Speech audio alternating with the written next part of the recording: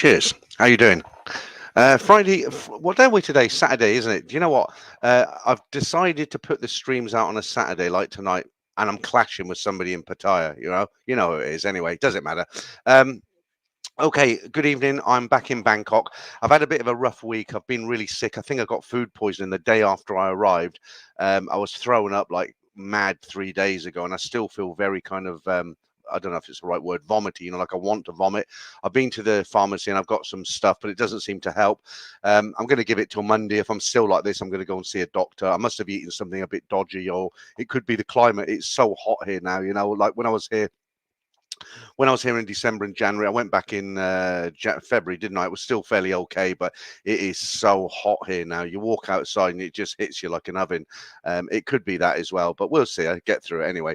Right, how many we got in? We got 132. I'm expecting fairly low numbers tonight. Like I said, I'm competing with somebody who doesn't normally do a live stream on a Saturday. They do it on a Sunday, and they're doing it tonight. So I'm just going to go with it and see what happens. And I think I'm going to be starting the members streams from next week. I'm going to have a guest with me. It won't be Sheila, unfortunately. I did try to get her. Okay, so let me just, Martin, you said you wouldn't be in the stream tonight. Good to see you in the real Dutch Frang 8921. Okay, right, yeah, Dutch Frang, what you've said there, you've said your message wasn't deleted.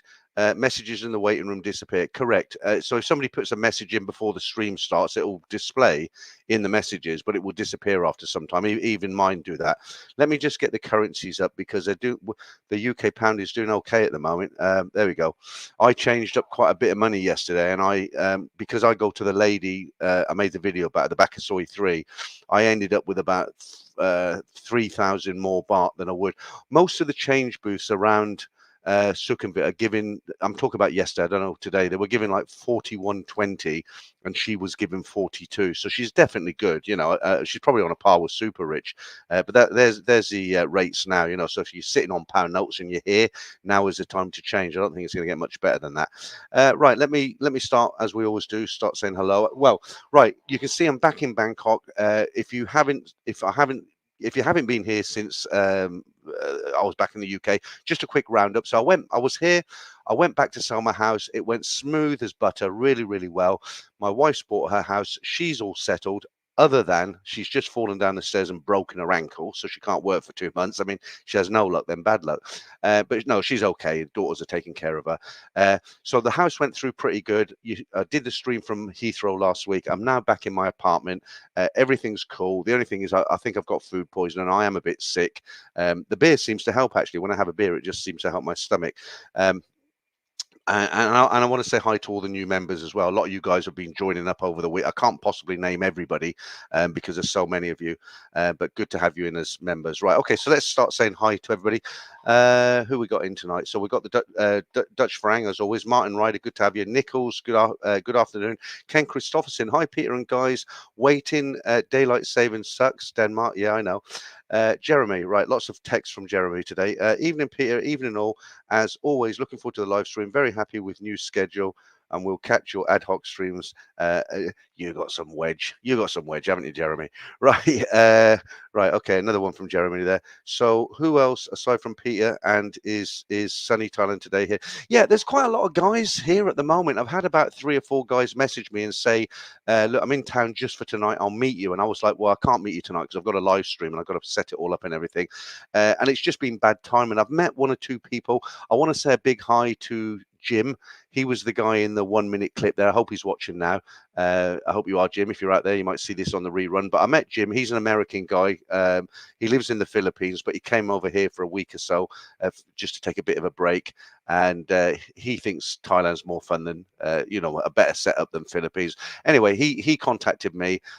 We went out to my favorite restaurant at the Bakasoi 3, which I am going to make a dedicated video about, so you know where it is. It's basically Indian / Arabic / Bangladeshi, but it's very tasty, very cheap, and it's good food. So Jim and I went there. We had a meal. He thoroughly enjoyed it, as you've seen from the 1-minute clip. And then we spent a couple of hours together. We were walking around. I was showing him some bits and pieces around Sukhumvit that he hadn't seen before. And yeah, nice guy, Jim. So if you're watching this, Jim, it was a pleasure to meet you. And I've met 1 or 2 other guys. not always getting the names, but just people have stopped me in the street and said hi. So hi to you guys as well. And of course, Jeremy, who's here at the moment, he's staying near the river if he's still there.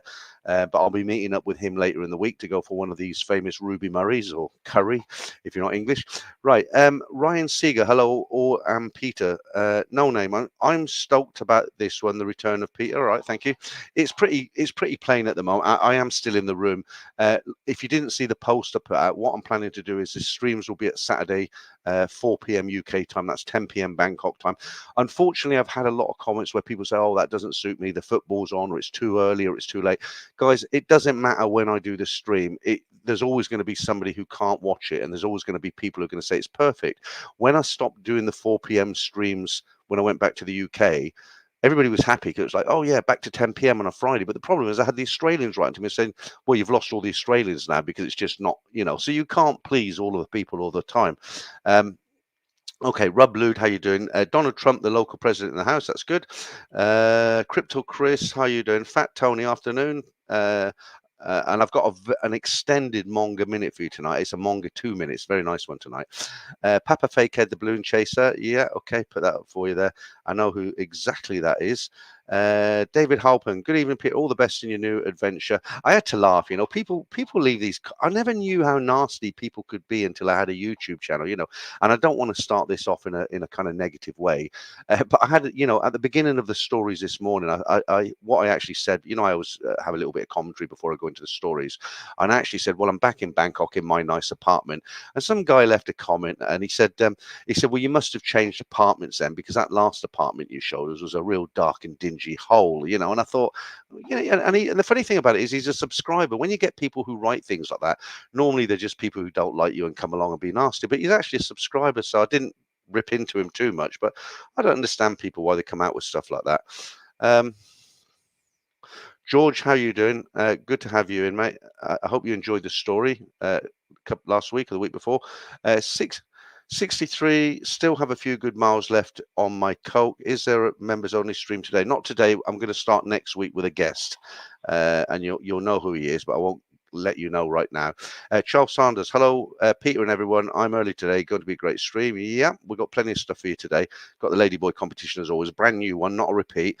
The Lonely Monger, hey Pete, I have an extremely urgent message for thumbnail girl. Yeah, everyone's got a message for those thumbnail girls. Mike 8134. The latest news. Hang on, let's just have a slurp on this. No, I won't say anything there. Let's carry on with these so I don't fall behind. Mike, how is everyone doing? The Gormless Twip, nice rocks, okay. Tommy Billy Boy, good evening, Peter. Hi, everyone. D and Esan, good to have you in, D. Nice to see you. Original F, pink hand waving. Yeah. Timothy, hey, Peter, I made a live stream again. Thanks for keeping me company for my workout. Hey, Peter, I made a... Oh, okay. Yeah, no problem. I got you. I was thinking we haven't worked out together. You mean in the background, right? Yeah, okay. Seamus, how you doing? Good to have you in. Javier, hi, Peter. How you feeling back in Bangkok? Javier, I'm feeling great to be here. Do you know what? It's like I've never actually been away. I had this countdown in my mind. I was thinking, oh, God, I got to go back and sell my house in 7 days. And I was calling people, can you believe I'm going to be back in the UK in 3 days? Oh, I'm really fed up. And you know what? I went back and it went so smoothly. You've seen that little video I made of my office, the daisies and all the rest of it. You now know where I operated from. Very clean. The house went through. My wife's got a very nice brand new house. She's happy with that, apart from falling down the stairs and breaking her ankles the other day. And yeah, everybody's happy, but it feels now like I've never been away. The only difference is now that I don't have this thing hanging over me. I want to get out there and do some more videos, but the thing is, I just feel so sick. I went out today in a car and I felt fine when I went out. Somebody picked me up. I'll tell you why I went out in a bit, but I nearly had to stop the car because I felt like vomiting. I've definitely got something wrong with me, because when I came back, I fell asleep on the sofa, 6 o'clock. I didn't wake up till 8:30, quarter to 9. I thought, shit, better get the stream set up. And I'm just really, really run down. So I don't know if it's, I think I've definitely got some kind of infection in the stomach, some bad food. But I think it's a combination of very hot weather. I mean, you've seen that video where I was in the snow. I was outside my house in the snow, and overnight, I mean, like, an oven. It's got to affect the body, hasn't it? Rumble, hi Peter, happy to see you back in town, and I'm happy to be back, Rumble. Nicholas, good Good afternoon from a very cold Edinburgh. Went round Edinburgh Castle once. Very nice indeed. Moped Wanderlust, Sawadee Um, DNA San, you just come back from Koh Samui and now in Surat Thani. Yeah, good. You're getting around. Uh, I can't pronounce that name, so I'll put that up there. I'll be in Thailand on April the 12th to May the 4th. Okay, you'll be looking to that. What the other thing I've noticed now, it was so packed with people in December because it's high season, and I have noticed it's started to ease off now. I mean, there's still a lot of people around. The restaurants are still full, the hotels are full, but I can notice a drop off in Bangkok where I am around Sukhumvit. Yeah, and of course, we got Songkran on I think it's the 10th or the 15th, around the 10th, 15th of April. That's where, that's the Thai New Year, and there's water flying around everywhere. Um, Right, Circuit 7 active. I hope to visit there and Vietnam within the next month. Okay, I haven't been to Vietnam myself, but I was talking to Michael from AGV Sports. Hi, Michael, if you're watching this. And he was saying it's great. Vietnam's very, very good. All the telephone cables are underground. The food's very clean. It's very modern. You don't see litter anywhere. Fantastic. I will go and visit one day because now I'm here. It's $40 for an air ticket over there. Okay, Richard, good afternoon. All hope you're doing well. Pete, is the 45-day rule changed back to 30 days? I'm here. There's a lot of talk about it. There's nothing set in stone. People want you're talking about the visa on arrival. It's been for the last 6 months. It's been 45 days. The Tourism Board of Thailand, TAT, hotels, anything to do with tourism, they all want this to stay because it's very good for tourism. They've been kind of pushing it with the government, but they haven't come back and said they're going to been a lot of speculation, but I think at the moment, as we speak, I think it is going to end and it's going to go back to 30 days, or it has done already. And I'm always saying to you, if you want the latest news, I'm a big fan of Tim Newton, TNT. I used to watch him on the Tiger, and I've stopped watching the Tiger now, simply because he's left. And I like, there's a lot of there's several YouTube channels that do news, but the way they do it, they kind of they go around the bushes to go straight, if that makes sense. So I'm a big fan of Tim. Now, I wrote to Tim this week, and Tim is actually going to be a guest of mine. I'm going to interview him. So Tim's actually in Phuket. I'm obviously in Bangkok, but I can do a private stream with him and interview him. And Tim has basically said, because I said to Tim, I said, look, I'll send you the questions I'm going to ask you so you can vet them. And he said, no problem. There's nothing you can't ask me. You can ask me anything. You don't have to send me the questions. So I'm gonna hook up with him online this week, and I'll have a chat with him, and then I'll try and do the interview maybe next week, because I do want to get out there and do some more stuff. But this bloody food poisoning that I've got, typical. I've been back a week, and it's just bad luck, really. Who else we got? Klong Andy, live from Bangkok Saturday night. Yep, we are. Tom Waddington, good evening. Look, if you just come in, I'm going to be totally honest with you. I nearly cancelled tonight because there's some big YouTubers in Pattaya who are doing a live stream right now. They normally do it on a Sunday. They've decided to do it tonight. I'd already planned mine tonight, so I'm clashing with them. But I thought to myself, well, I'm just going to go with it. And people who like my streams, hopefully I'll get a core audience in, and I've got over 200 in. I had over 500 in from the UK, but I think a lot of it is to do with the timing, so they're probably more interested than me, to be fair. But thanks to all you guys for sticking with it. It's good to have you in. Mr. Superstar, good evening. Christopher Tate, hi Peter, hope you're well and looking forward to another great stream. Yeah, got lots for you lined up this evening. High five. Hi Peter, are you living the international Playboy lifestyle? Hats off. Well, there's another reason why I don't want to do streams on a Sunday, actually, but we'll talk about that another time. Real Rennie, good afternoon, Peter, and everybody from a sunny Copacabana. Have to give up some valuable beach time, but a live stream with you guys is always worth it. Okay, yeah, good to have you in. Moped Wanderlust, good evening. Poisoning sounds like holidays in the UK, yeah. You see, the Thais, they don't suffer from it because they grow up here. Their stomachs are like lead. It's like if you live in India, in Delhi, where the hygiene is like non-existent in the back streets and everything, and they're drinking murky water. They don't get sick because they grow up with it. But, when you come from a society where everything's kind of filtered and clean, and you suddenly get dropped in a place where maybe the health conditions aren't quite as good, then we suffer, big time. It's like we get, we get sick very, very easily, don't we? Martin, you're saying bad deli belly, you need antibiotics. Yeah, I think I'm going to go out and get antibiotics. I don't like to unnecessarily. I don't like to just go and pop pills at the slightest. The slightest. Okay, I'm keep turning the air up and down. The slightest you get something, it's so tempting because you don't need to go to a doctor and get a prescription here. It's so tempting to think, oh, I've got this, I'll go to the pharmacy and get antibiotics, or I'll get this, I'll get that. And I try not to do that. But as this has been going on a week now, and my stomach still feels lousy, I think tomorrow, what's tomorrow? Yeah, I will go out and get a course of 10-day course of antibiotics because the medicine hasn't helped me at all. Brian, how are you doing? Good afternoon from the UK. I I enjoy the review of your Thai Airways flight. Yeah, the Thai Airways flight. I don't know if you've seen that video. It was very, very good. As I said in the video, I've got nothing to compare it with. I have never flown business class with any other airline, but my overall review of it, it was very good. The staff tried very hard.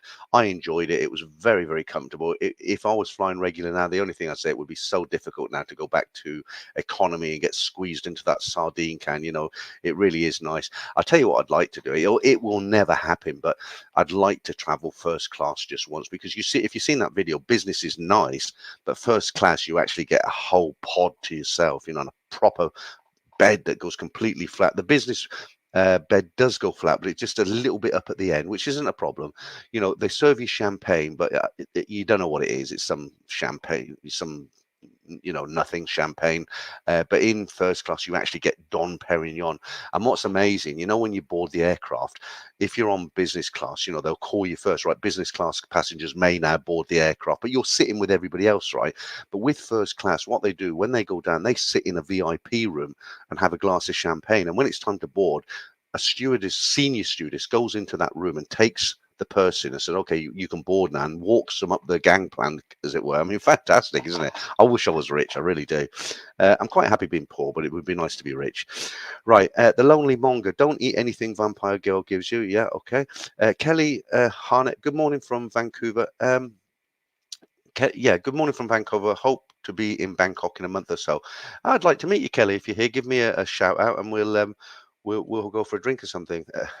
Nothing, no funny business. Right, Ben Leno. Well, mind you, I'm single now, so be careful. I'm presuming you're female. I say this every time you're in. Right, Ben Leno. We wondered where you were. Okay, Ricardo. I hope the food poisoning wasn't from that restaurant. No, no, that you're talking about the Indian food I have.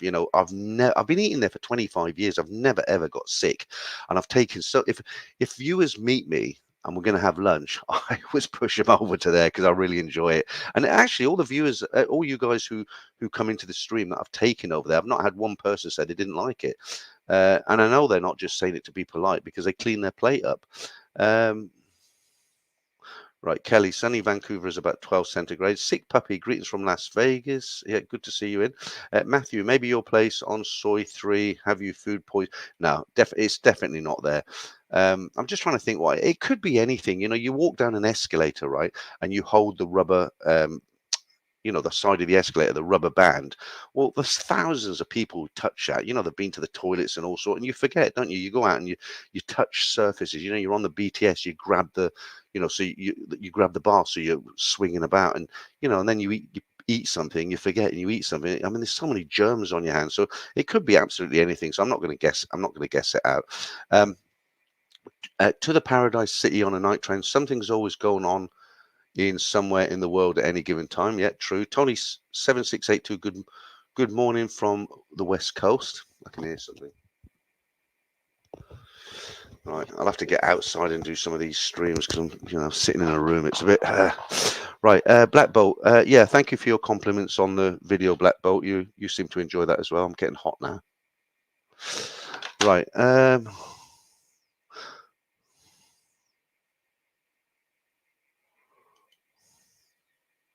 Yeah, ladyboys. I didn't know you're into the ladyboys, George. Right, Martin Watson managed to get back early for your stream. That's good, Martin. The more the merrier. Nicholas, steady. Eddie is doing the member stream with Peter. No, he doesn't talk to me now, unfortunately. Right, somebody's giving me a super chat. He doesn't talk to anybody, actually. Who's that? Rob. Good afternoon, Peter. I've got you in my ear while I'm out and about in town. That's good. Yeah, Rob's a black cab driver in London. You must have heard me talking about him today. Thanks for that super chat, Rob. You're going to have to get some more tips in now to make up for that. Brilliant. First one tonight. Where are we now? The Gormless twit. Tim is an odd guy. He doesn't drink. You're talking about Tim Newton. Oh, I think he's a very good reporter. I do like his channel. I am subscribed to his channel.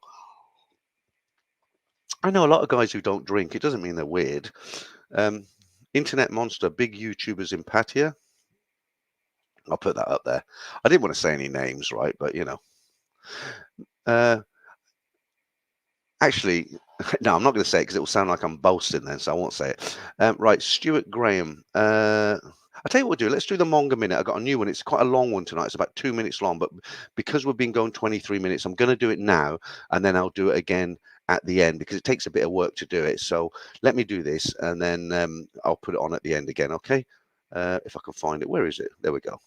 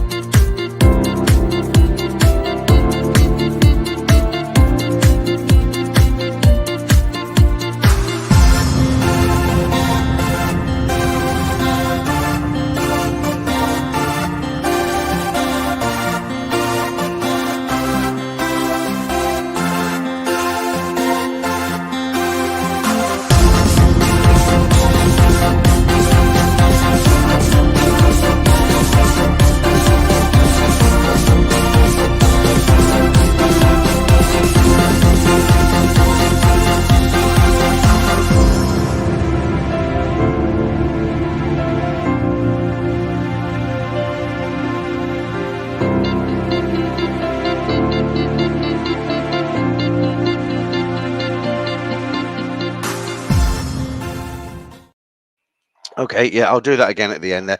I was just reading the comments in the background there. It's amazing, really.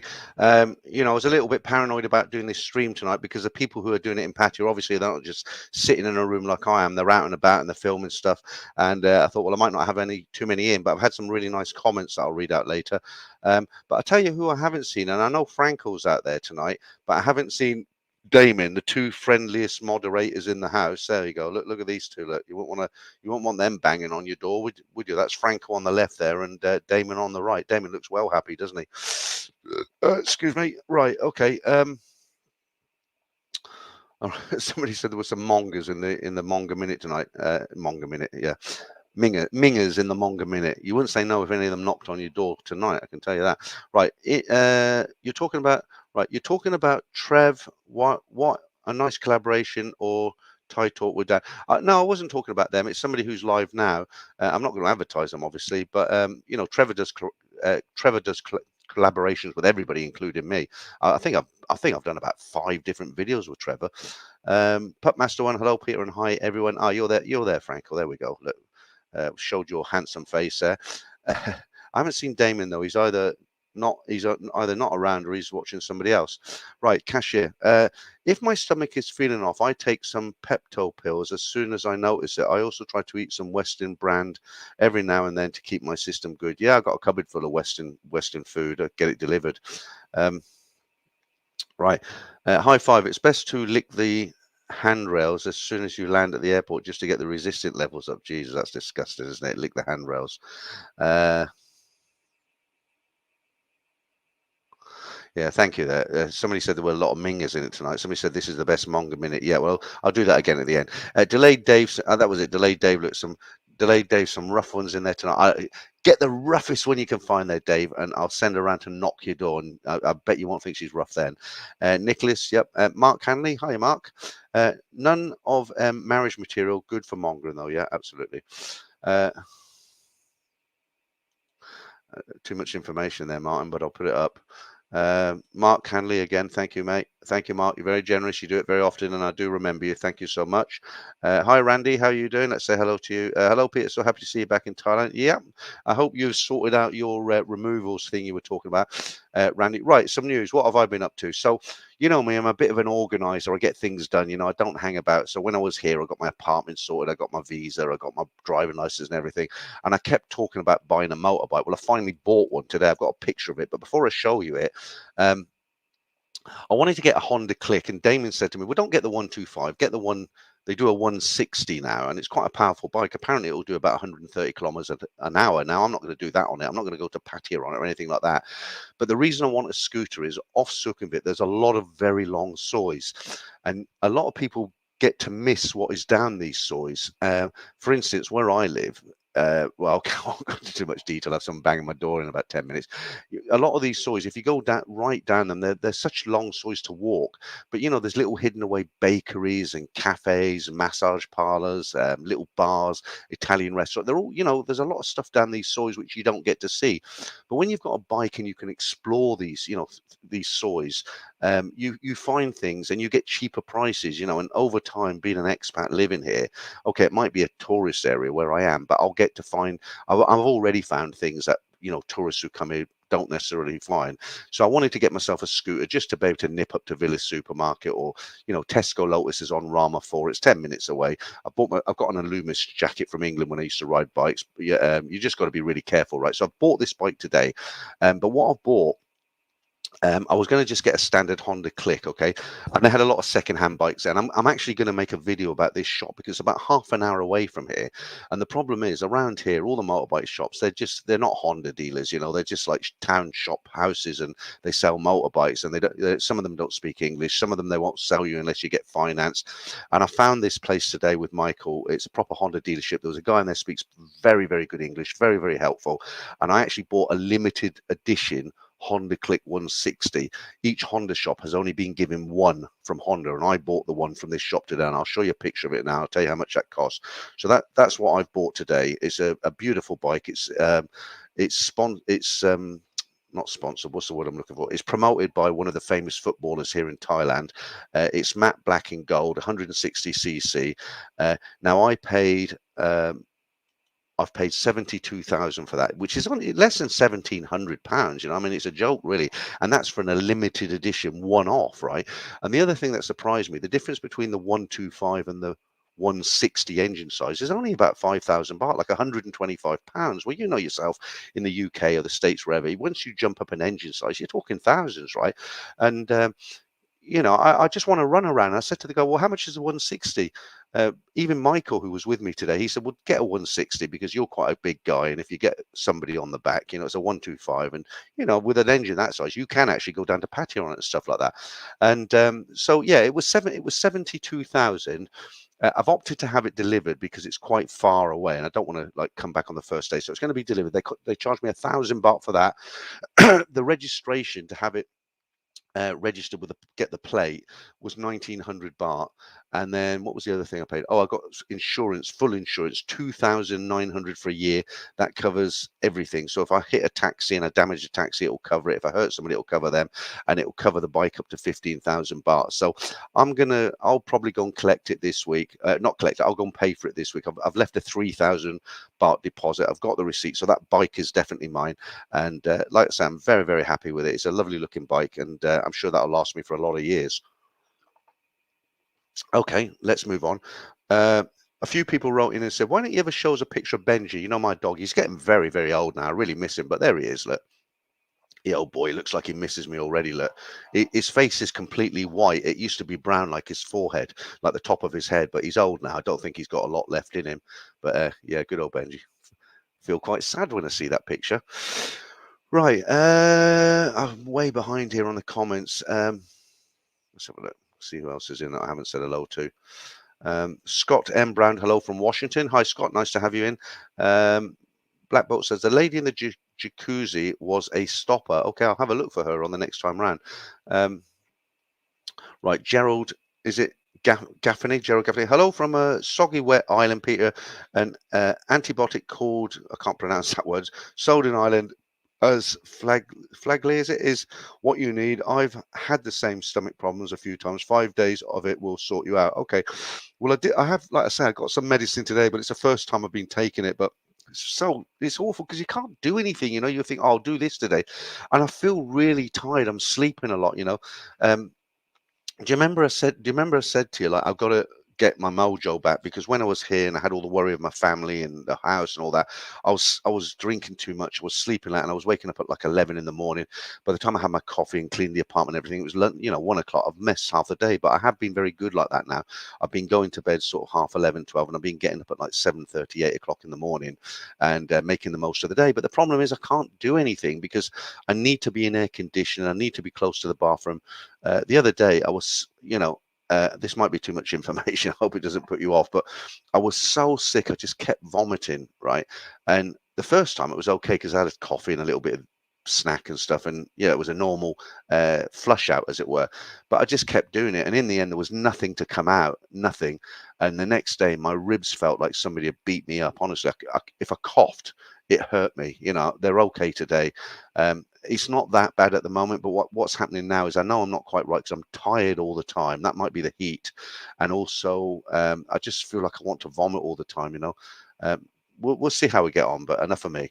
Right. Hi, Michael. Good to have you in the stream. Hello, Peter from a sunny Los Angeles. Good to see you in the stream. Yeah, and good to have you in, Michael, one of my oldest members. Right, Franco, put that up there. Peter Parker, I've had worse. Okay, yeah, I think we all have. Ricky, I was hoping you'd do a video of Benji in a tattoo and call it a manga minute. All right. Uh, J- how do I pronounce that first name? Is it Jayus Roma? Do you ever go to the cinema? Not really. I've got everything here. I bought a 55-inch TV. I've got Netflix. I'm quite happy to sit here and have a beer and watch Netflix. And I've got a few of those. Um, those what do you call it? Michael's just sent me something. Let me just see what Michael's it might be for the stream. Okay, I can't download that, Michael, but it's a special edition. He said, yeah, okay, right. I can't actually download that. Okay, okay, stop texting me, Michael. It's coming through here. Thanks for the information. Right, we've got Damien in there somewhere. Let's have a look. I'll give you a call tomorrow about that. I know you're giving the information for the stream, but I can't take it from the line. I need to download it and then upload it into the software. So maybe I'll keep it for next week. But I appreciate that. Damien, not watching anyone else. Just got in and finished. Okay, Damien, thanks. Work at the yard. Have a great stream. I wonder if he's still there. I'll put his photograph up again. He said, have a great stream. So he might not be there now. Right, Blue Trekker, can't be food poisoning. Got to be motion sickness from the manga minute. Yeah, okay. Clive, good to have you, mate. I hope because you've been very sick, haven't you? You're in hospital. Must admit, Peter, I've lost interest in Thailand-related channels. I only watch you now because you're entertaining and you're one of the first Thai-related channels I found years ago. Well, people, thank you, Clive, for that. I appreciate that. We all do it. I mean, I do it. I signed up to channels. I thought, oh, this guy's good. And I've watched it. And after a while, I get notifications. I get bored. I've had guys who have unsubscribed from me 5 times. They watch it and think I'm bored with him now, and they unsubscribe and they come back for the stories. And talking to stories, that story that one of the first story today about the Chinese, the girl who wanted to learn English with a guy, and she took him for tea and tried to get him ripped off and everything. Just a quick reminder, if you've got a story and it's from outside Thailand, as long as it's in Southeast Asia or Asia, let's say Asia, send it in, because it's not just about Thailand, it's about these relationship stories. I think, like Michael said, the stories have been the core thing for this channel from the start. So, any stories that you're sitting on, it can be a great story as well. I mean, I'm not really too interested in stories from England or America and stuff. I like the Asian ones. I think they're more interesting. So if you've got a story from Shanghai or Manila or Japan, well, doubtful Japan, but if it's interesting, send it in and I'll read it out. And if you're one of those guys who sent a picture, some guys send me stories. And they send me an email the following week saying, "Oh, you haven't read out my story." Well, I don't. It takes a few weeks because I've got a bit of a backlog. Sometimes I have more than others, but I always read them out. There's one last this. I always send the people an email and say, "Look, sorry, I can't use it for whatever reason," which is very, very rare. And I sent an email to one guy this week and said, "Look, I'm sorry, I can't use it." And the only reason was it was a paragraph. It was like it would take me 10 seconds to read, not 10 seconds, but it was so short. And I just said, "Look, thank you for sending it. It's too short. I can't use it." Fair enough, right? Um, Okay, yes, thank you. Super nice. It is a nice bike. Let me just see. Michael sent me a load of stuff for it. So uh, let me see if there's anything I don't know here. Right, yeah, it's cool. It's got a sticker on the back called Special Edition. I wish I'd had that picture earlier of me sitting on it. I can't show you it because I have to download and upload it. I'll show you next week. Um, Yeah, be careful. Well, the thing is, people have accidents on bikes here in Thailand, but you'll find a lot of them are what you call born again bikers. So what is a born again biker?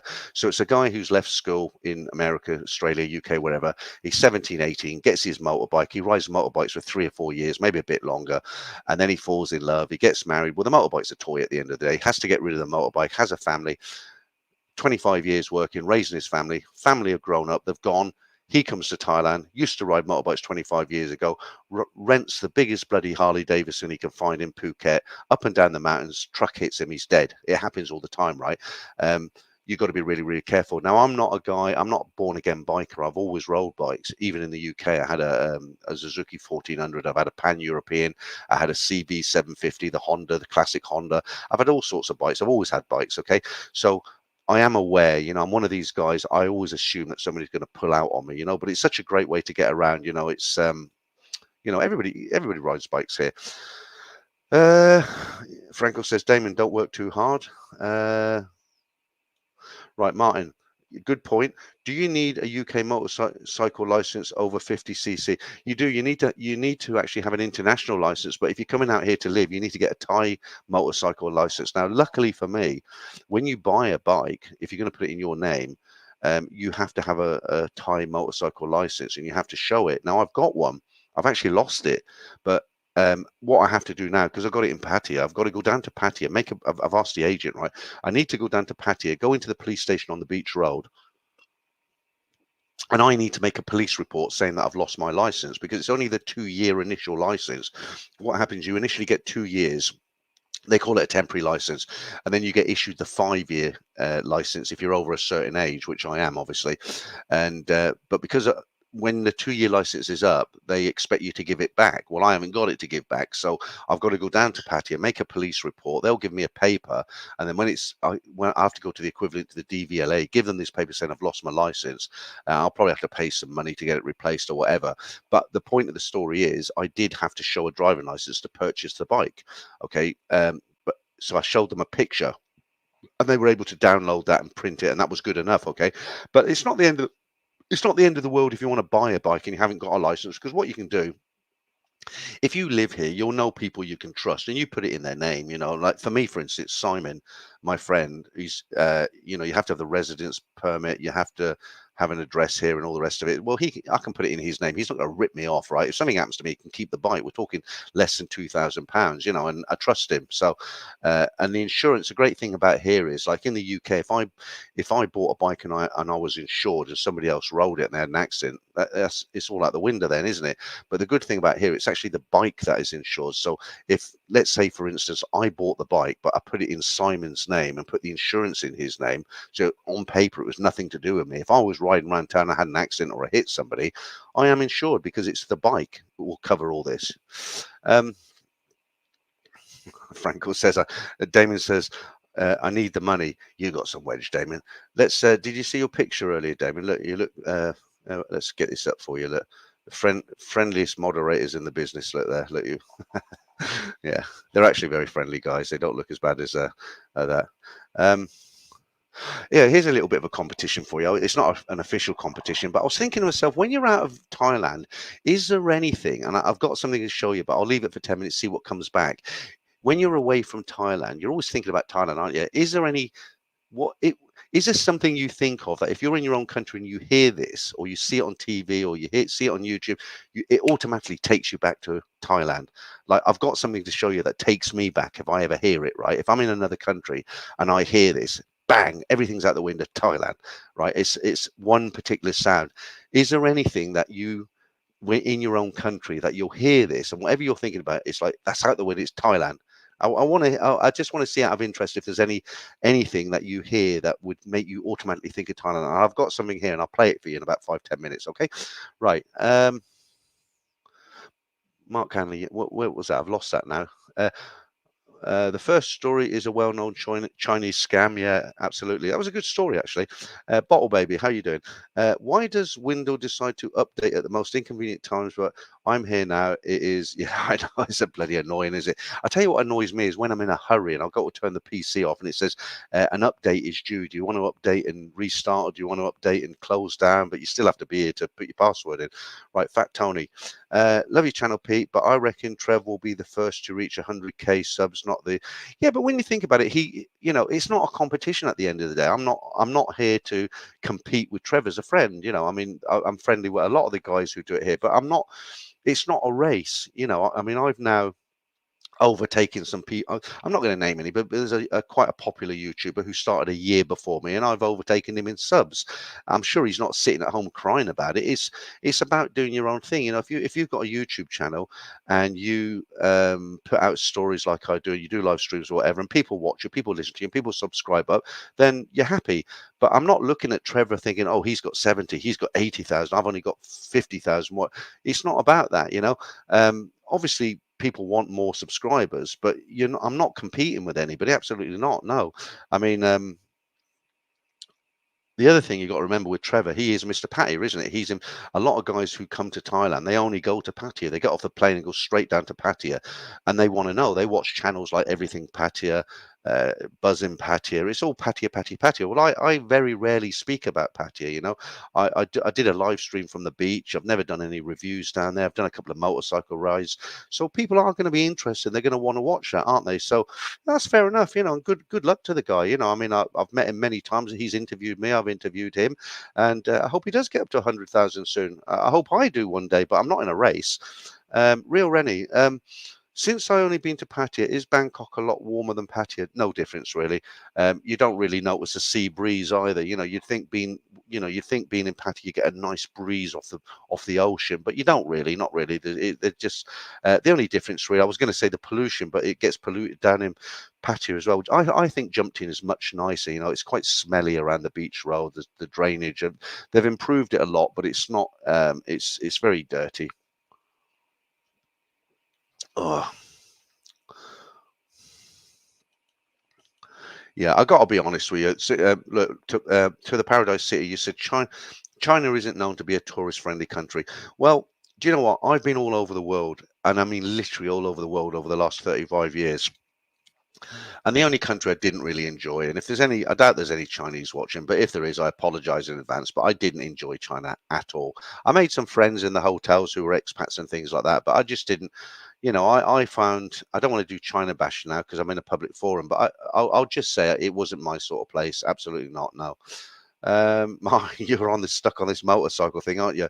Do you need a motorcycle license for a 160? They don't do it like that, Michael. You just Martin, you just need a license. If you ride a motorbike, you need a license. So there's none of this CC stuff like we get in our country, I think. Lester Paul, yeah, good to have you in, Paul. Haven't seen you for a while. Yeah, Damon. Peter, nice color scheme, matte black, same color as my Ducatis. Yeah, Damon's got a couple of nice Ducatis, but then, he's got some wedges, Damon. He's got some wedge. No, it's very nice, Damon. It's matte black and gold, and, the fact that it's a special edition, it's just incredible how cheap it is for considering it's a one-off special edition. Well, not a one-off, but the Honda shop I went to has only got the one. Then it's so cheap for what it is. I don't know what that cost in Europe. Probably 4 or 5 grand, I guess. But and I did take your advice, and I went for the 160. Okay. Right, let me say hi to a new member. I'm going to say hi to all the new members because there's so many now. I must be up to about 100 now.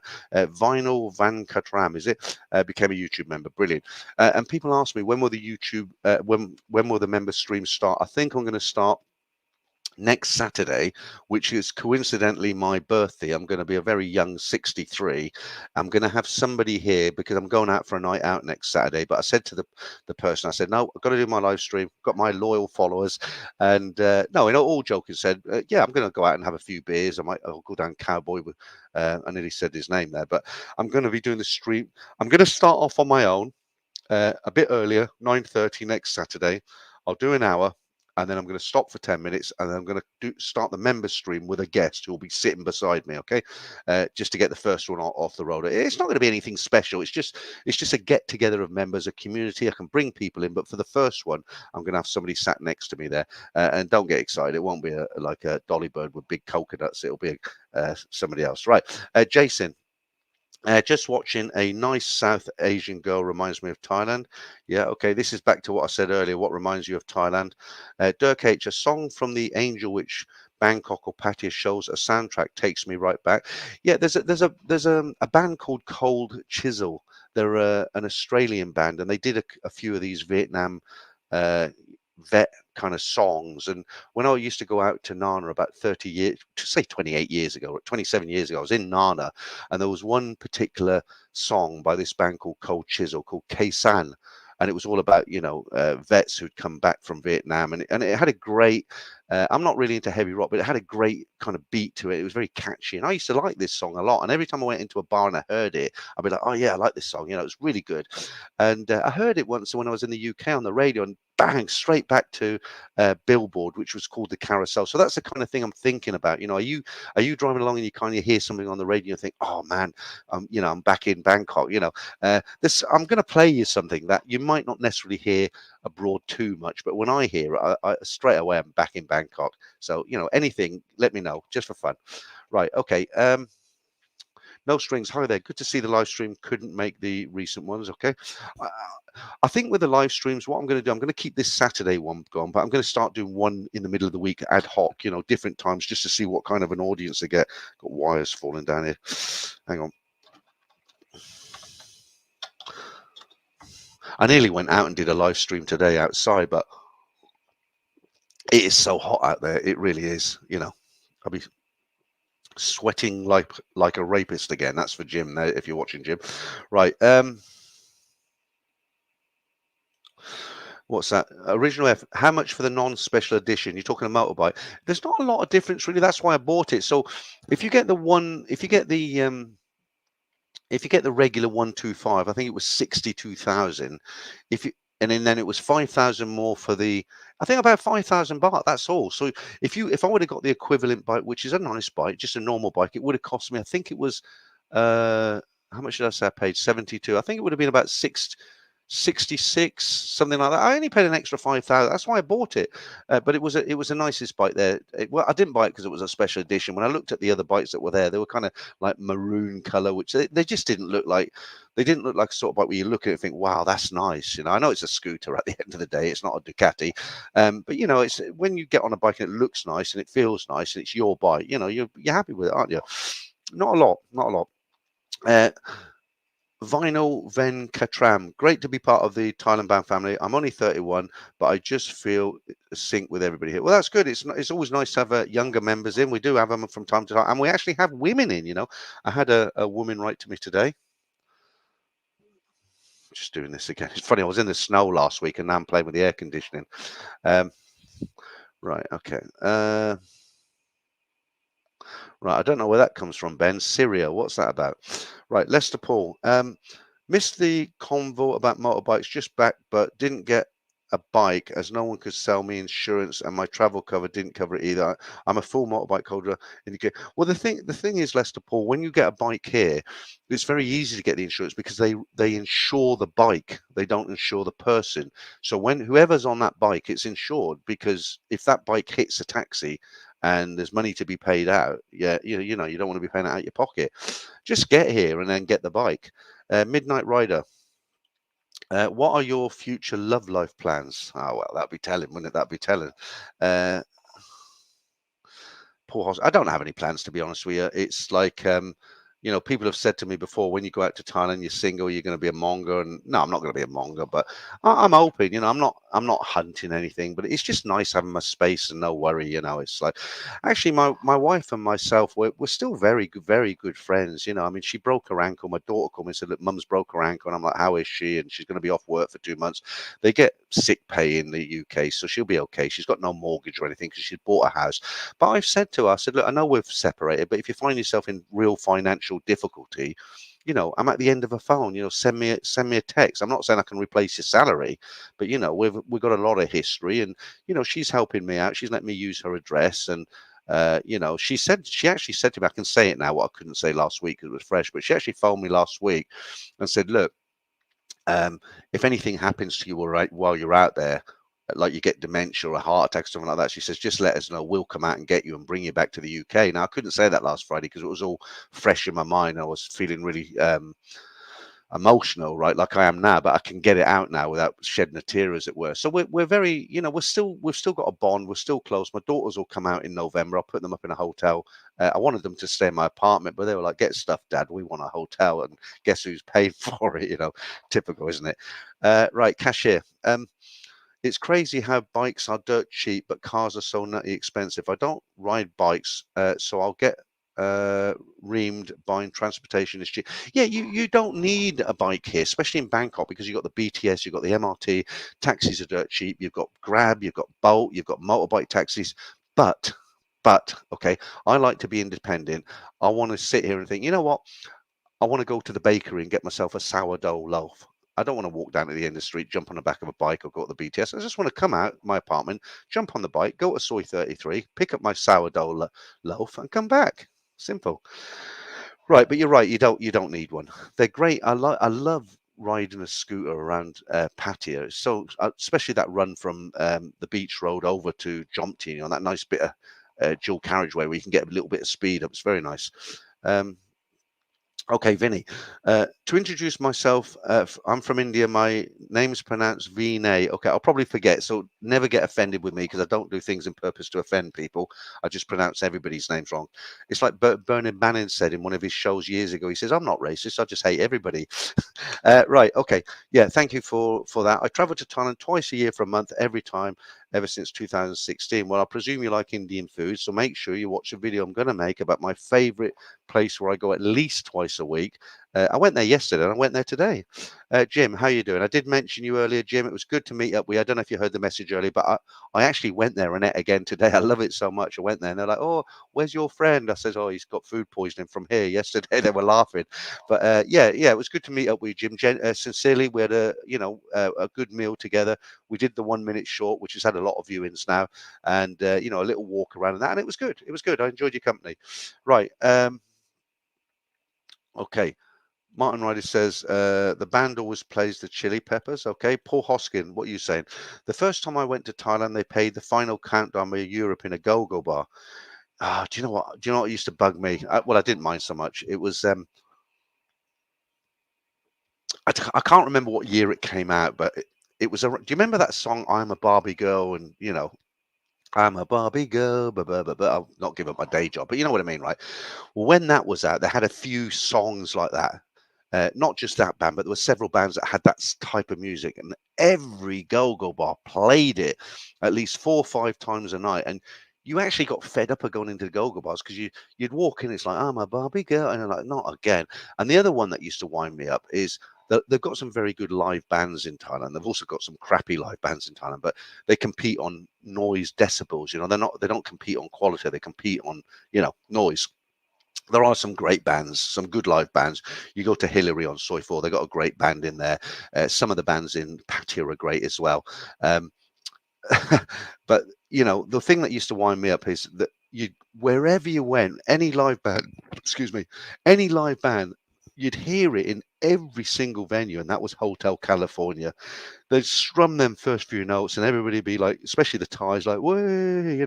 But when you've heard it like 10,000 times, you think, "Not again." And it used to get to the point where I'd pay my bill and walk out because I just couldn't stand to hear it anymore. Great song, but when you've heard it 10,000 times, you don't want to hear it again.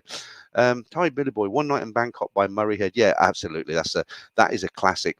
That's a song you'll hear often. They've done a remix of it now with some girls in silvery dresses, sexy dresses on a rooftop in Bangkok, doing it remixed. But you're right, if you're in the car, you're out and about, and you hear One Night in Bangkok, it just conjures up, doesn't it? Debauchery and fun. Right, No Strings. Fly to Bangkok. Right, just before I get into this, some guys, I didn't read them out because I don't want to get into kind of like a schoolyard kind of thing. But, when I was talking about somebody's doing a live stream in Pattaya, and I didn't want to conflict with them because they normally do it on a Sunday, some people come in and left some very nice comments and said, look, whatever, we're watching you, and a lot of support there. So for you guys who wrote all those things, I appreciate that, because I was a bit nervous. I thought, well, I'm not going to get anybody in tonight, but I've just had over 300 in now. A couple of people have dropped out, bored already. Right, No Strings again. Fly to Bangkok in 2 weeks with Thai Air. Are the little check-in machines working again yet in Terminal 2 for printing luggage tickets? Well, you might not know this. I'm going to give you a top tip now, because I found out by accident this. The last time I went economy, when you get, when you first get in the airport with your bags, and you look, where's Thai Airways checking in? Oh, there it is, row D. Well, actually, where it is now, when you go into Heathrow Terminal 2, they've moved it. It's right down the end, and at the forward, you see that there's like a little coffee shop bar. Head to that. Well, when you get down there, there's queues of people with their suitcases waiting to put it onto the luggage. You don't need to do that now. They've got these self-check-in machines, and there's people who stand next to them. So what happens, you walk up to this machine, put your passport over it and your boarding pass, and it prints out, not your boarding pass, you put your passport over it and your reservation barcode, and it prints out your boarding pass. And because a lot of people don't know about it, there's no queue, nothing. And then what happens, you take your suitcase over there, and there's 3 or 4 girls and guys, and they just put it on the thing, and they give you the ticket, and it's so simple. So look out for that. So I don't know if it's in all the airports, but it is in Heathrow. So when you go up and you see people queuing up to go to put their bag on the actual scales to check in, just look to the right. They look like little ATM machines, and there's always a person there to assist you, and it's a really fast system. Right, Thomas Lee, going Cambodia this 12th of April for the Cambodian New Year celebration. Okay. Bamboo, did you try to clean your aircon? No, and I tell you why. I know what you're referring to. The thing is, it was clean before I moved in. I've only been in here 3 months now, and they had the air conditioning service because that was one of my conditions. I said, look, if I move in, I'll be there for a long time. I don't want guys messing around when I'm there. Can you get the air conditioning service? And I know they serviced it. I just need to play around with the background noise. But to be frank with you, most people, they're not bothered by the sound of the aircon. I mean, if I don't talk, you can hear it. Right, and if I'm telling stories, I'm talking continually, so it doesn't really bother too many people. But I am playing with the software that I make, that when I make stories and record, I do play with it, because you can cancel out background. But I'm not a young guy. I've got to learn all this stuff slowly but surely. I hope it doesn't bother you. It doesn't bother most people. Right, John, is it Malin? Hello, Peter and all. Missed the last few weeks, as been working nights. Okay. Martin Ryder again. There's some good retirement homes in Thailand. It was Radio 4 last year's families are putting their parents in a home for a quarter of the price of UK. Yeah, I've seen that. Oh, look at my shoulder. Look, you can see through my shoulder. Let me just adjust that. That's saturation, that is. So let's see if we can get it better than that. No, it's gone the other way now, isn't it? See, if you have too much, this happens. There's a green screen, or I can disappear. Something like that. Okay, let's get that back there. Where were we? Back there. Yeah, okay. So lighting, I'll have to play about with that. I'm sure I'll get some complaints. Right. Okay, let's change this picture. Put on those sexy ladies that I put on last week that I really like. There we go. Did a bit of eye candy there. Right, okay. Wayne Ritchie. Hi, you're a handsome man. It always makes me laugh when people say that. Is it true that the ladies' drinks spots has water in them? And I'm wondering, because I heard some of these girls can drink 40 shots. Well, it's obvious, really, when you think about it, isn't it? Sometimes you'll see bar girls that are so pissed, so drunk, that their friends are having to carry them to the toilet, and they're vomiting and all the rest of it. But when you think about it, these girls have to. That's how they make money from customers. They drink all night. They're little girls. They couldn't. I know they can drink a lot, but they've got to water them down, haven't they? You have a tequila. I think what they do is, I'm just assuming, right? If you've got a tequila like that, I'm sure they put that much water in it and just put a top of tequila, maybe that much, just to give it a bit of smell, because they learn very quickly, and they know they know that foreigners, a lot of the time when they come with a tequila, I've done it with my friends. With his, when he got a good ladies' drink, you pick it up and you smell it to see if it's water. Well, they know that, so what they'll do is they'll probably put that much water in it, most of it's water, and just a couple of drops on top. And if they take it back carefully, it won't mix too much, and you smell it and think, yeah, that's tequila. They have to, don't they? You can't blame them. I mean, at the end of the day, they get what they want. Right, Vinay, right. Indeed, the best 2 months of the year. I'm back in June again in November. Hope to catch up with some of your mates when I'm here. Okay, it's very, very hot at the moment. It's going to get hotter as well. I'm not even going to presume, I'm not even going to try to pronounce that name. Drinks are watery. I've tasted them. Not the customers' drinks, because I've never had a problem with drinks. The beer is normally in, well, even when I've had draft beer, it's been fine. Um, okay, yeah, I get it now. Ben, you said, sorry, I should have explained. You once mentioned you didn't enjoy working in Syria. There's not many countries I've been to that I didn't really like.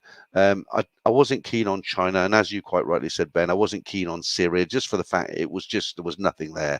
You know, I was in Damascus in the 90s and it was like, outside of the hotel, there was nothing, Um, Right. I remember the song Numa Numa was overplayed. Yeah. Okay. Well, once it's popular in one bar, it goes everywhere. Geezers, I'm right.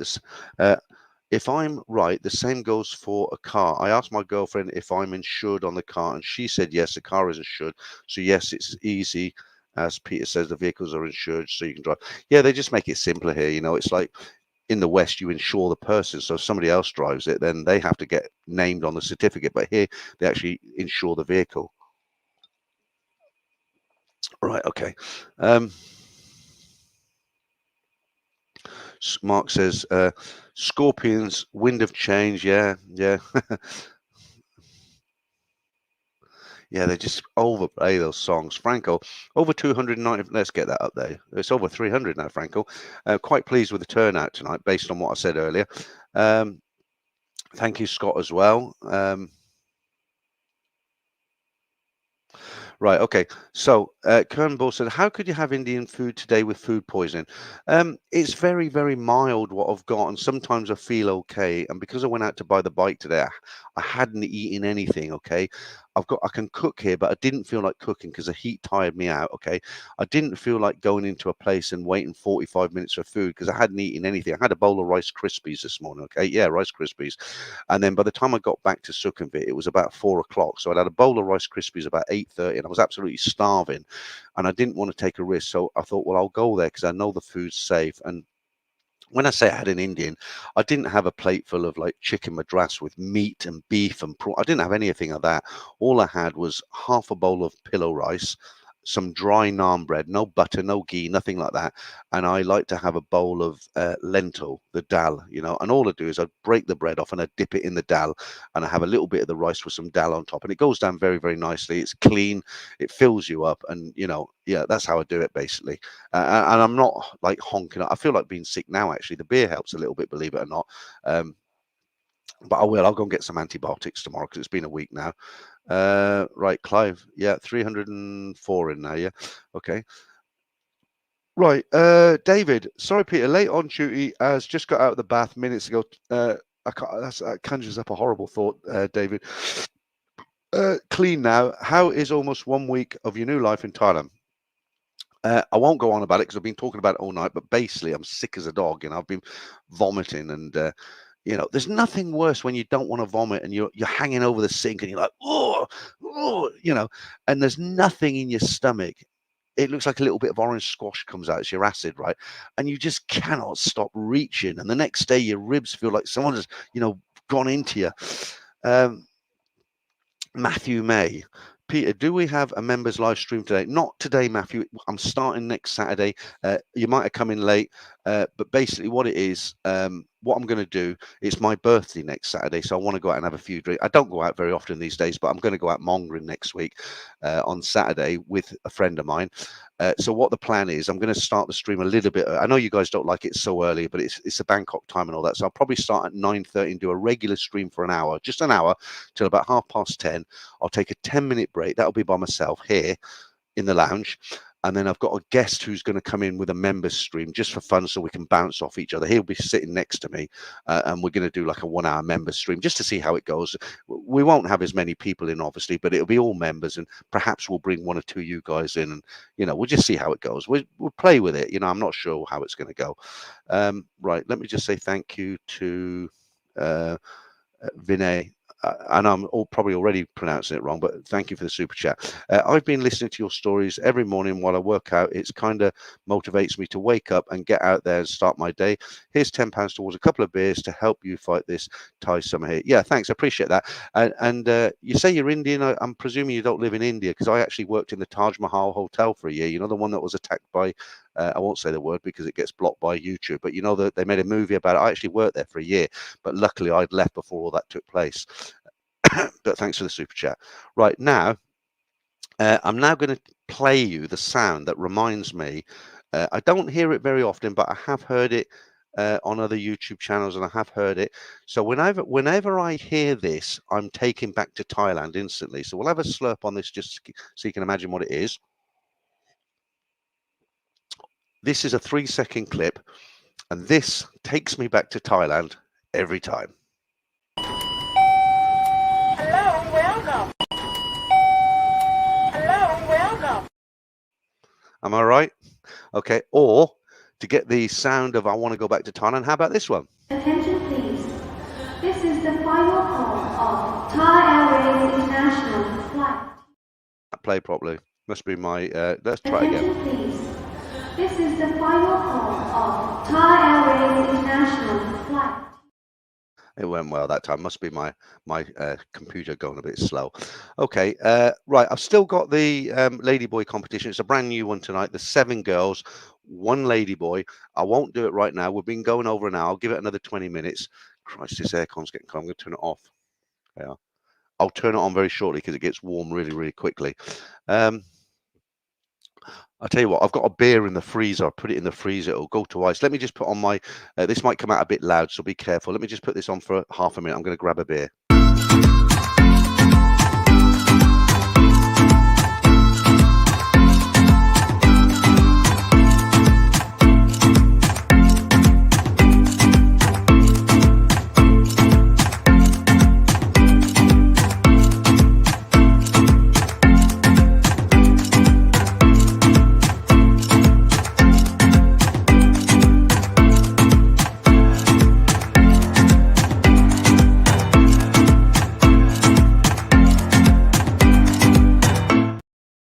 You know, I think I got that just in time. It's bloody cold, that is. Oh, you can't see it because it's green.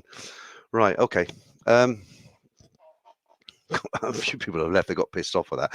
Right, Tony, I missed the contest. Did I miss the contest? No, there's only one tonight, Tony, the Ladyboy competition. I'm going to be doing that in about 20 minutes' time. Right, the one talented man drinks water down, pouring alcohol on spoonback mixed on water. Hard to work out, trying to avoid hookers every time. First like heaven, but become a nightmare and turns into hell. Mine, that was a... I won't try to read that again, especially after a few beers. I'll say it again, right? You can't blame them, right? They're young girls. They're working in these bars all night. They get bought maybe up to 10, 15 drinks a night. Can you imagine drinking 15 tequilas every night, 7 nights a week? Because they don't get a day off every week like you think they do in the... See, I told you I'm going to have to put this back on now. Is it on? Ah, it went off so easy. Now it won't come on. Hang on.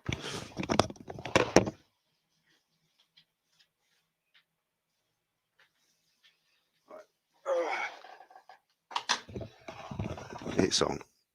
I think it's on. No, it's not on. Oh, for God's sake, hang on, guys.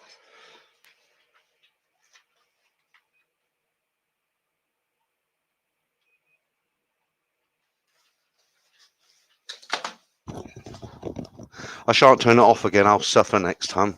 Christ, that was hard to get back on. Right. Right, Martin Ryder, your apple cider vinegar advice has worked to treat with my acid reflux in the morning. I gave it up, Martin, because I couldn't do it anymore. But I tell you what I do in Thailand, and I think it's really good, is I'll have half a manao, half a lime. So I get a lime, I chop it in 2, and then I've got one of those squeezers for the fresh juice, and I have that every morning. I mix it with a bit of water, I watched Dr. Berg. He reckons it's fantastic for clearing out the system. Right, Paul again. When you got the runs, a bum gun is better than too much information, Paul. Too much information, honestly, mate. Thank you, but no, thank you. Right, Clive. Mongering is a person that pays particular attention to another that attracts them and acts on their impulses. So somebody's asking what's a monger. My interpretation of a monger is basically a playboy. Somebody goes out and wants lots of different partners. David again. Very sorry to hear you are ill. Thank you very much. Thai Billy Boy 711. Yeah. I thought that said Rick Astley. Richie Apes. You remember Rick Astley? Never going to give you up. Right. Laugh out loud. Love the sound. Must be annoying for the people working in 7-Eleven. Do you know, I said this before, right? When I first got here, sort of 30 odd years ago, every time, well, even 10 years ago, you walk into 7-Eleven, the staff used to actually why every single customer that come in. So you come through the door, they're like, so where'd the car? The girl's car, right? And do the why. They're just looking at their mobile phones now. It's like the West now. They don't give a shit.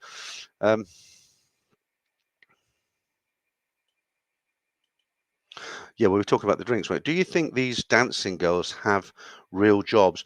Well, it's really weird because they class their job as a go-go dancer or working a beer bar as a real job. I've said to, when I've been out with friends, we've said to girls, where do you work? And they say, oh, I work in that bar. And it's not like they don't think of it like we think of it in the West. For them, it's a legit job. I've had this conversation with so many go-go girls, that I've spoken to in friends' bars, and we've had this debate. And I've said to them, I said, well, it's not really a job what you do. A job is working 7-Eleven. A job is driving a taxi. A job is working in a mall. As dancing on stage in a bikini. It's not really a job. And they're like, yes, it is. You can't win. You can't win. Right, the Gormless twit again. You might want to take bio-cult or other product on a regular basis to protect your gut. No, I don't think on a regular basis because you do harden up to it. Like I've lived here, and after some time you can basically eat whatever you want unless it's really bad. You don't get sick. It's because I've been in England for a month. I've just come back. It's very, very hot. I'm drinking mineral water, but it's different to what we have in the UK. It's going to take me a week to. Probably by next week I'll be okay. So don't expect a lot out of me this week, but I'll make sure the stories are ready for next Saturday again. Right, Javier. Absolutely, Peter. The classic 7-Eleven Sam buying snacks later in the night. Have been drinking and mongering all night. That's a bad habit though, Javier. When I used to stay in Patio, I used to stay in the Nature View Hotel. It's just after. When you're coming from Tree Town towards LK Metro, you pass LK Metro, keep going, and you got the hospital on the left, haven't you? And a little bit past that, you got the Nature View Hotel. Well, opposite there's a big 7-Eleven, and it's a killer because what happens is it's 24/7, right? So you go in and you get those big bags of Lay crisps and peanuts and stuff you never normally buy. The problem I have is that I'll go in there at night drunk or semi-drunk, and I won't buy one bag of snacks. I'll buy 6 and say, right, these will last me all week. And then I get back and check my emails. I eat the bloody lot, the whole lot of them. That's another thing I want to do. I want to get on there. They got a gym up here. It's not the best gym in the world, but it's got a couple of good running machines and stuff. And I want to start, I've got to get rid of this again. Somebody left me a comment last week saying you look really fat now. And I thought, yeah, I love you too, but he's probably right. Cashier says, we'd be fine with buying soda or juice as a lady drink, but they insist on pretending it's liquor to jack up the price. Yeah. Well, like you said, Steve, how you doing, mate? Hi, gang. Back the condo. How's it going, Peter and the gang? Yeah, you are now in Thailand, aren't you? You're in Phuket, I believe. Right, Clive.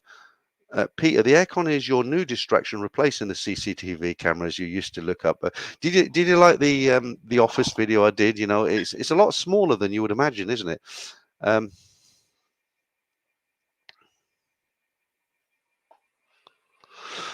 Okay, Ryan.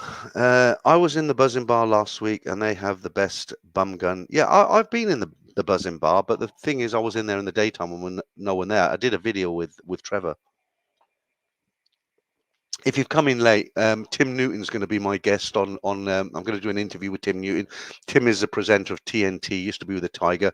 We've been emailing each other back and forth. And I want to have a very casual interview with Tim. He said, I can ask him anything. I will check with him before I do the interview, but I would like to get to the bottom of why he left the Tiger, because that was a bit sudden, wasn't it? He might not want to speak about that, so that's why I want to check with him first. But it would be interesting. No, absolutely not. Loss FHC. Any concerns about the war with China? BRICS developer. Absolutely no interest at all. I don't talk about politics or the royal family on this channel at all. There's some very good YouTube channels. All they do is talk about politics. They're very well researched. They've got hundreds of thousands of subscribers. That's not what I'm about. I talk about Thailand and mongering and temples and stuff like that. Okay. Richie Apes. I'm good friends with a go-go girl. She works patio walking street. She does 10-day contracts and has to get 60 lady drinks. She has a lime farm and all her money goes towards that and her family.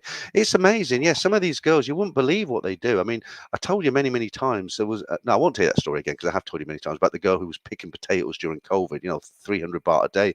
But yeah, you're right. They have they when they go to work in a bar, it looks very, very casual, but they're hardcore, the bar owners, the mama sans and stuff, and they get targets, and they can get penalized if they don't get what the targets. They'll get. I can't remember what exactly, the bars are different, but some girls who go to work in a go-go bar, they call them offs, OFFS, right? So you bar find a girl, she's off, right?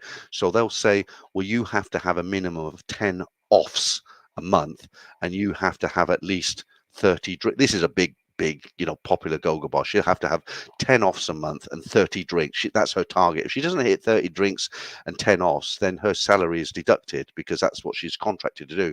A smaller bar might say something like, okay, you need to do 2 to 3 drinks a night and 1 off a night, right? That's sufficient for them. But they do have these targets and they do get fined.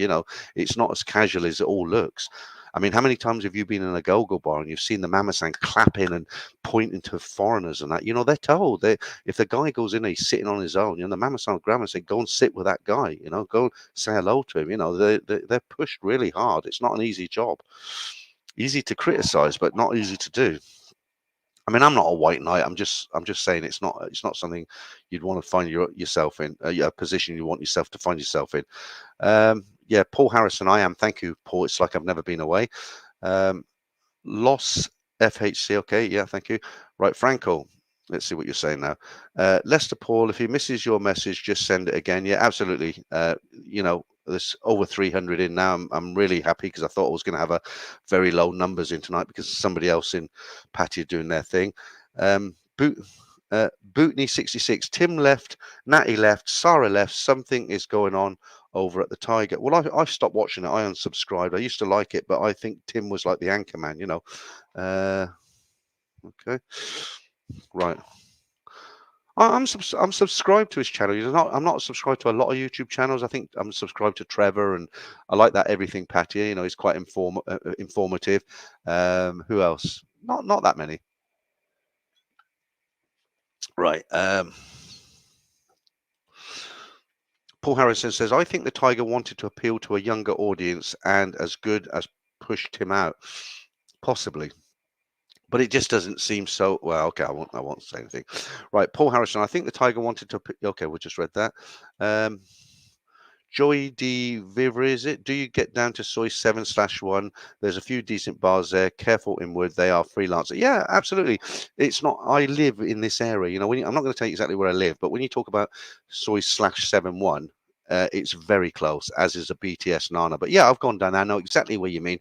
You walk into the soy. First bar on the right is a ladyboy bar, and they're always standing in the street trying to grab you inside. Okay, you walk down. There's a decent bar on the left that's got a couple of good pool tables. I've played pool there many, many times.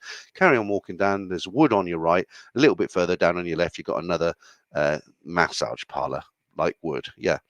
Okay. Thank you, Steve P. Best of luck in your new chapter. Yeah. Thank you. Right, no strings. I did mention this at the beginning, but I'll say it again. What are the tourist numbers like in Sukhumvit area at the moment? It's still very, very busy, no strings. But like I said in the beginning, I am noticing now a difference in numbers. Before it was absolutely heaving. It's still busy, but it's not, it's not what it was before I left. Thank you, Randy. Very kind again. You are a generous man. Peter, look at the ladies behind you. What does the sash say?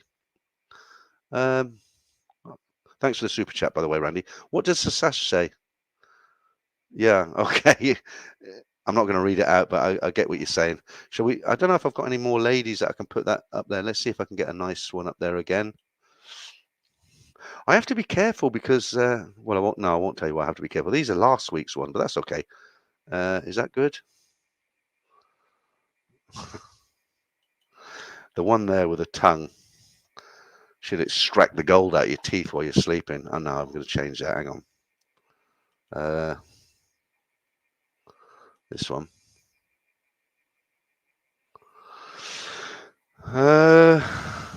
No, I'm going to keep that one. I like that picture. They're all smiling. They're all nice looking girls. It's a nice picture. We'll keep that going. Right. And thank you, Randy, for that, by the way. Right. Okay. Let's get rid of these currencies. The pounds, you're doing all right with the pound now. 42 baht. If you go to the place I told you to go to, don't go to the other ones. Right. Lost my place now. Lester Paul. Right. Okay. Now I found this comment. I hope this is a comment that you were saying that I'd missed. Right. What about for retirement visa? Do you need in bank for proof, and how much health insurance approximately might it be? Okay. Okay. So I'm going to talk in a roundabout way now, Lester Paul. You need to read between the lines, okay? Because I can't say this in a public forum, right? So firstly, you want to go and see Lana from Farang Visa in Pattaya, okay? I've made a video about her. She used to work for immigration. Okay. She's very honest. She did a great job. My visa's all held up when I went out. Okay. With regards to putting the money in the bank, that's all I'll say, right? Work it out from there. Use her. You don't have to have health insurance to get a retirement visa. I don't have health insurance. I won't get health insurance. You'll have to go and watch that video. Why? Okay. But there's certain things I can't say out here. She doesn't want me to tell you the price in a public forum. You would have to go and speak to her, right? Martin, what are bum guns? Okay, imagine a hose pipe that you wash your car with, and imagine the part where you pull the trigger to make the water come out. It's like a gun, isn't it? So a bum gun is that, a hose pipe with a gun on it, but it's for your nether regions instead of toilet paper. Franco. Lester Paul, if he yeah, okay, I must have gone back too far then. Let's have a look. I'm probably way behind the comments there. If you just joined us, good evening, guys. Good to have you in the streams. First Saturday night stream. Next week we're going to have a members stream with my guest sitting next to me, and we'll have a good laugh. Well, I'll be getting pissed next week. My birthday next Saturday, so you can't tell me off. If I get drunk on street, you can't tell me off. But this is really cold now. Right, pour this. I think I got this just in time. What I do when I'm drinking one, I put one in the freezer, but I'm going to start cutting down from Monday because I want to get healthy. Right, Crypto Chris, what are you saying, Crypto Chris? I've always wondered why Tim left the Tiger. Yeah, it's something that hasn't been talked about in public. I'm going to ask him anyway, and I'm sure he'll tell me off camera, like off between me and him, and he might say to me, well, don't mention it to anybody else. But I'd like to know, just out of interest. I think I know what it is. I think I know what it is. I think he just got fed up of the way things were going and thought, well, that's it. Right, Stephen Hayes. I'm looking forward to your interview with Tim Newton. I watch his channel every day. Hopefully you'll get the real reason he left the Tiger. I haven't watched it since. He might not want to tell us, because it's something, if he's had a problem with ties or so, you've got to be very, very careful here. The libelous laws are very, very strict. There's people who have been arrested here for saying the wrong thing.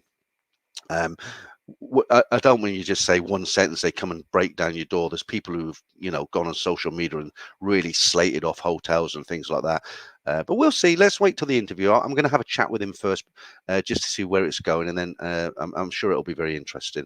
I was going to fly down to Phuket and maybe sit in the same room as him, but I don't think it's necessary. I can do, like, you've seen my interviews, haven't you, on here before, where we have two separate screens. That'll work. Mark Hanley says Klopp looks a broken man. Who is Klopp? Never heard of him. Right, Johnny Red. Are you planning on many trips to Hua Hin and Pattaya now you're back for good? Yeah, absolutely. The problem with Hua Hin, I like Hua Hin. It's not for everybody, but it's a 4-hour trek. It's about 200 and something on a bus.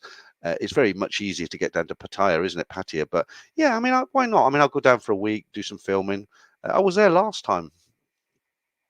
Anybody who knows me knows I like Hua Hin anyway. It's a bit boring for some people, but I like it. Clive, Thai Brit Williams driver Alex. Okay, you're talking about racing. Black Bolt. Some of the bars give the girls drink targets that are impossible. Yeah.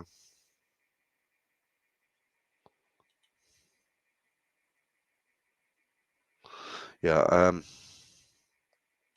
Right, Seamus. Do you reckon the price on alcohol will drop in Bangkok sometimes? No, I don't think so at all. They get what they can. If they can get away with it, they'll keep charging it. Right, Crypto Chris. Now you've sold your house, are you going to treat yourself to a Porsche? Christ, you don't know me. I ain't got that sort of money, or are too expensive due to the import duties. No, I'm not gonna. I'm not. If you've come in late, which I don't think you have come in late, I'm not treating myself to a Porsche. But what I am treating myself to, what I have purchased today, is this, which I've showed a couple of times, which is the special edition 160 Honda Click 2023 for the snippet price of 72,000 baht. There we go. Okay. Brian Mills. Thank you, Brian. And I do appreciate all your messages and stuff. Sometimes I'll miss the odd one. I'm not being ignorant. I just, I get so many. I try to answer every single message. People write to me. I get a lot of messages in a week. I try to answer every single comment, every single email. It's a lot of work. I'm constantly on my phone answering. I don't mind though. Somebody said to me today, it was Jim, when we were out, because somebody recognized me and said hello and stuff. And I was with this Jim, viewer that I met, I went for lunch with, and he says, does it bother you that people come up to you in the street? And I said, no, absolutely not. I actually like it, and he's like, it does bother some people, but it doesn't, it not only does it not bother me, I do enjoy meeting people. Some people probably take me as a little bit ignorant, because sometimes people, they'll fly into Bangkok. It's like, hey, I'm here. Let's go out partying tonight. And I'm like, well, I can't. I'm doing a stream, or I've got another appointment. And they get, some guys, most guys are okay. So yeah, I completely understand. But I told you about the guy in Pattaya. I couldn't make it, and he got really shitty women. I thought, well, okay, that's up to you.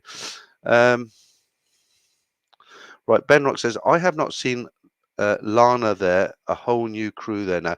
Lana's actually in the UK now. She comes back on did she say 19th or 29th? Got a message from her here. Hang on, I'll tell you when she's coming back. But her staff are quite, they can do the job. Oh, there we are. Right. She says she's in England. Right. Oh, it's today. I go to England today for 2 or 3 weeks, selling my house. Oh no, that's me. That's me. That's me writing to her. Okay, I don't want to go right through the messages while I'm doing a live stream, but basically she said she's in England. I don't know. Maybe she's got an English boyfriend. I don't know. She never mentioned it. Okay, Isan Viking.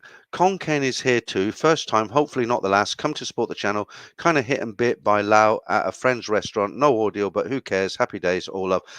Well, if you got no audio, I won't say what I was going to say. Well, I will say it just in case you watch it on a rerun. I lived in Kong Ken for 2 years. Real Rennie, we have a bum gun in Brazil. The bum guns are okay, but I always no, it'll be too much detail. Let me just kind of say it in a clean way.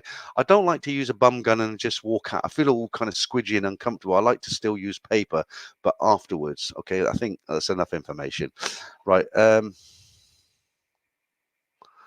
haven't seen many comments from Damon in tonight, Franco. I'm going to go and look at the other stream, see if there's many comments in there from him. Right. Hi, Bernie. How you doing? Nice to see you in. Always good to see you in, actually. Gerald Gafferty, is it? I think Lana is actually on holiday. Yeah, she is. Absolutely. Kalu, is it? Tim has talked about why he left the Tiger. It's not a secret. Okay, well, that's good. Well, if it's not a secret, then I'll ask him when I interview him next week, and we'll find out for the people who don't know. Right, PA Comanche says, I'm very tempted to get an elite visa. Looks very tempting. But the problem is, Randy, they keep changing the rules. They're very, very expensive. And you could spend, I don't know what they cost, $16,000 or something like that. And yeah, it all looks good on paper. But do you really need an elite visa? If you come here, you go and see Lana, you pay her $1,000. whatever it is around that, and she can sort you out. And then you go back next year, it's 50% of that. And I just don't see it. I just don't see it. You get something on your suitcase, you go through a fast track. And I think you know what it's like in Thailand. You might pay out your money, and 3 months later they change the rules and cancel the elite visa. And there's different levels of elite visa. There's not one, is there? But I haven't heard about it for a long time. There was a lot of talk about the elite visa. You don't hear about it now. Does that mean it's going to be phased out? They certainly won't refund you. No strings. Like the business class review, I know you don't like doing the day, but if done well on only 3 champagnes, normally worst thing about a business class is a hangover when you land. Yeah, I didn't have any hangover. The only reason I like a night flight is because you can actually go to sleep. Damien, I'm getting paranoid now. I'm getting paranoid because you're like one of my oldest viewers, friends, confidants, members. And if I think you're over there, I'm getting pissed off.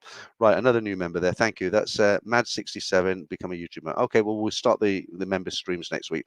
Right, we've been going for an hour and a half and we haven't done a competition, and we've still got the Monga Minute second time round. So we're going to do a competition now, right? Okay, just the one competition. So it's a brand new one. It's not a repeat of another one. So basically, there's 8 pictures. 7 of them are girls. There's 1 lady boy. I want to know which one is a lady boy. And I'm going to warn you, it's very, very difficult this week, okay? Just tell me what number is a lady boy.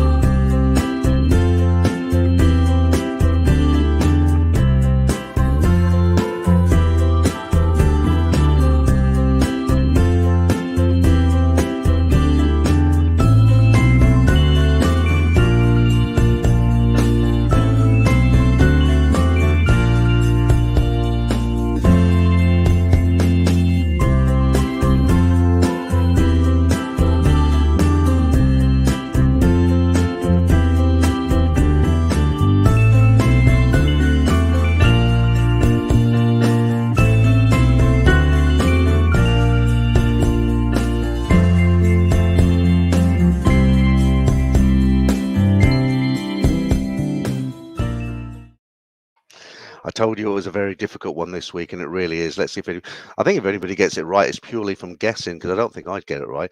But I can't believe it. Damon's actually got it right. You just threw a dart, did you, Damon? Right. Okay. Okay, let's start with Mark Hanley. Mark Hanley, no. Martin Ryder, no. Colin, no. Real Rennie, no. Clive, no. Damon, yes. Love ZG, no. Simon Goodson, no. Burger Geg, is it? No. Peter Parker, yes. Mercy Paul, no. What next? Kai, no. Clive, no. Franco, yes. You know I'm smiling, don't you, Franco? Kelly Harnett, no. Lewis C, yes. Boomer Guna, no. Clive again, no. Mike Braithwaite, yes. I'm surprised there's so many right answers. I thought that was really difficult. Richard Harris, no. Javier, no. Brian Street, no. The Gormless Twit, no. I'm not calling him the Gormless Twit. That's what his username is. George, no. Clive, no. Again, I have to skip past you, Clive. Lots of answers there. Rumble, no. Cashier, no. Randy P.A. Comanche, no. Charles Saunders, no. Original F, no. Steve Gibson, no. I can't pronounce that. Is it Andrea Sebas? No. STE Billabo, no. No Strings, no. Obinuvi, is it? Well, you're only allowed 1, but they're both wrong. Fat Tony, no. Scott, no. Only in Thailand, no. Marvin, no. Paul Harrison, no. Gaboa, no. Jason, no. Martin Watson, no. Tony 7682, no. No Name, no. Jim, no. Just Me, no. Blue Trekker, no. Johnny Red, no. I'm not reading that out, Paul. Graham Hawkins, new member, yeah, thank you. You're right on that one. Ricardo, no. Brett Border, no. You'll be surprised, actually. Throw a dart into the board, you might get lucky. Jasper Cox, no. Crow Nangula, I can't pronounce that, no. Silver Raven Moon, you got it right. Well done to you. David Heisenberg, you got it right. Rubload, no. Damon for the 1st of April, yeah. It's the 1st of April, isn't it? I'm 63 next Saturday. I don't feel like it, you know. Do I look like I'm 63? Maybe I look younger because of the podge. Vinyl Vic. I've said it wrong already. Vinay. I'll just call you Vinay. No. Nick S. No. Christopher Tate, no. Wayne, no. Ty Billy Boy, no. Mike Sands, no. Stephen Hayes, no. Right, I'm just going to start reading out the right answers now if there's any more, because it'll go on too long otherwise, as always. Right, if you don't hear your name, you got it wrong. Crypto Chris, yes. Mark Santoro, yes. Original F, yes.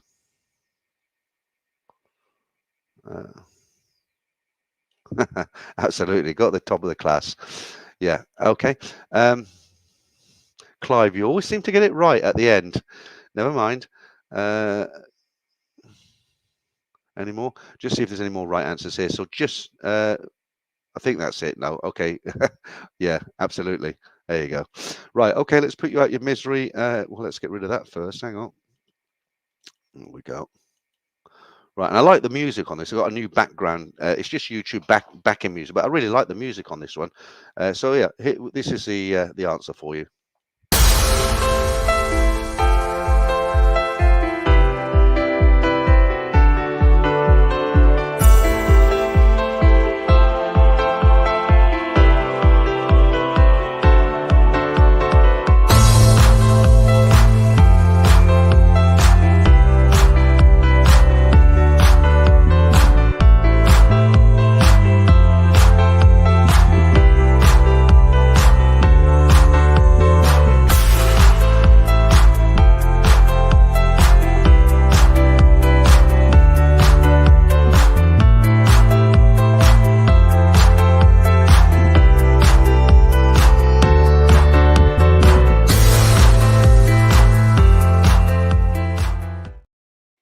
How long can I keep doing these ladyboy competitions from? I'd love to do a live one, go out into Sukhum and get them all lined up and stuff, but I'd either get like, no, I won't say it. Right, I'm smiling because of what I was going to say, but it's a bit too much for YouTube.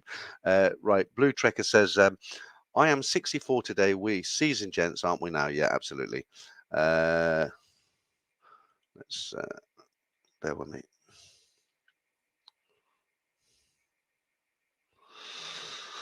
Okay, right. Peter Parker, 63 is the new 36. I wish, but it worries me. My mother, she lives in Haringey in London, and I used to go down and visit her. Haringey, it's not like the best part of London, if you know London. I used to go down and visit, and she was 75, my mother, and she used to walk her dogs across Hampstead Heath. She had 3 dogs, and every morning, they'd drive to Hampstead Heath, which isn't about 15 minutes away, and she'd walk the dogs over there. No wrinkles on her skin. 75, no wrinkles, right? And that maybe explains me. But within 6 months, she got dementia. She didn't even know who I was. I'd go down there, and she's like, "Well, can you introduce me?" I mean, it was so sad, so terrible. But that kind of scares me because it's probably hereditary, isn't it?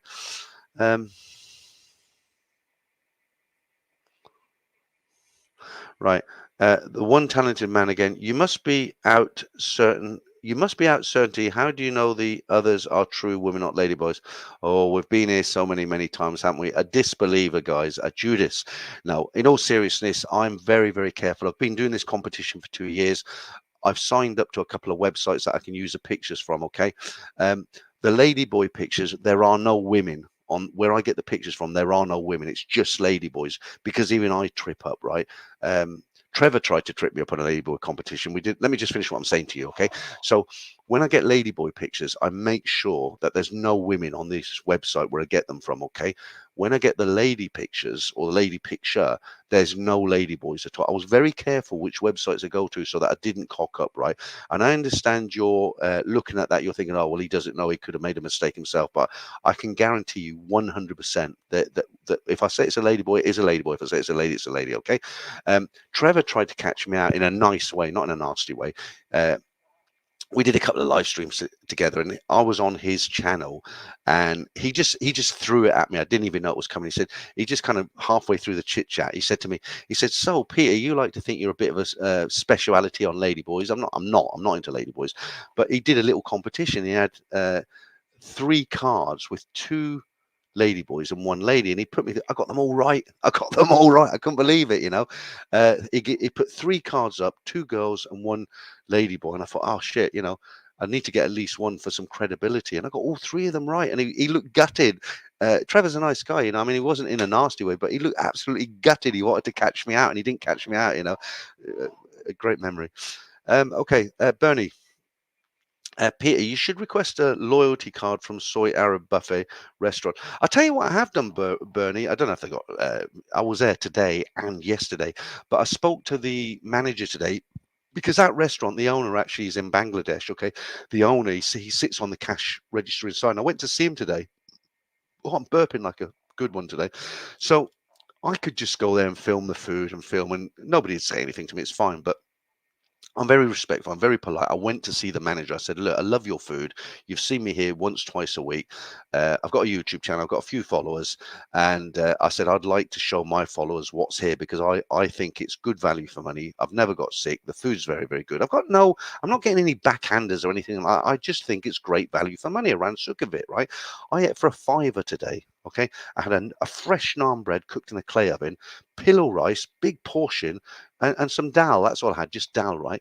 £5, $6. Well, you can't complain at that in a tourist area. I went there with Jim yesterday. We had chicken madras. I had a big chicken tikka, and we had a lot of food. Jim treated me very kind of him. It was 1,000 baht, right? We couldn't move on the table. There were so many dishes. So I went to see the manager and I told him, I said, look, I've got a YouTube channel. I love the restaurant. I like the food here. I said, I think a lot of my viewers would love to eat here because one, it's cheap, and two, it's good food. I said, I would like to come here and video it properly, right? Introduce you. Well, not introduce him, but walk from Sukhumvit. You know where it is, right? I think. And show people the food, show people the menu, show them what I'm eating and all the rest, do it properly. And he said, yeah, that's absolutely fine. He said, but the thing is, we're going under renovation at the moment. Can you do it after the renovation? So what it is, they've got an outside area where I sit, where they've got fans and it's quite pleasant, but you can go through a glass door and they've got an air conditioned part of the restaurant, and that's where that air conditioned part, that's what they're renovating. They've gutted it and they're going to redo it. So once that's done, I will do a proper video, and I go on and on and on about this restaurant. But guys, honestly, it is that good for the price. It is that good. If you like Indian food, it's kind of Bangladesh / Arabic and all the rest of it, like rice and naan and chicken and vegetable, all curry and stuff. If you like that sort of food, you go on any of the restaurants in Sukhumvit, they're charging anywhere to up to 450 baht for a dish, right? So you have a rice, a naan bread, a couple of vegetable dishes. You can be looking at a 1,800 baht bill for yourself for that. Who wants to pay that rubbish? Go over there, 300-400 baht maximum, done and dusted. Right. And I'm not getting any backhanders. Okay, thank you for that. You say, okay, we'll trust you, be quiet. No, I quite understand. I mean, you look at them pictures, you think, well, he's no expert. How does he know? But when you've got a YouTube channel, you're open to people attacking you. Or I know you're not doing it, but when you have a YouTube channel, you're open to criticism. You're open to people saying you don't know what you're talking about. You're open to people pointing the dirty end of the stick at you, aren't you? So you've got to be very, very careful. So when you do a competition, you can't say, oh, I thought it was that one, I made a mistake, sorry about that. You've got to get it right. So when I first started doing these Ladyboy competitions, and they've been going for a hell of a long time now, a couple of years, I made sure that the pictures couldn't be mixed up, but that's fine. I get you, and thank you for coming back and saying okay, you give me the benefit of the doubt.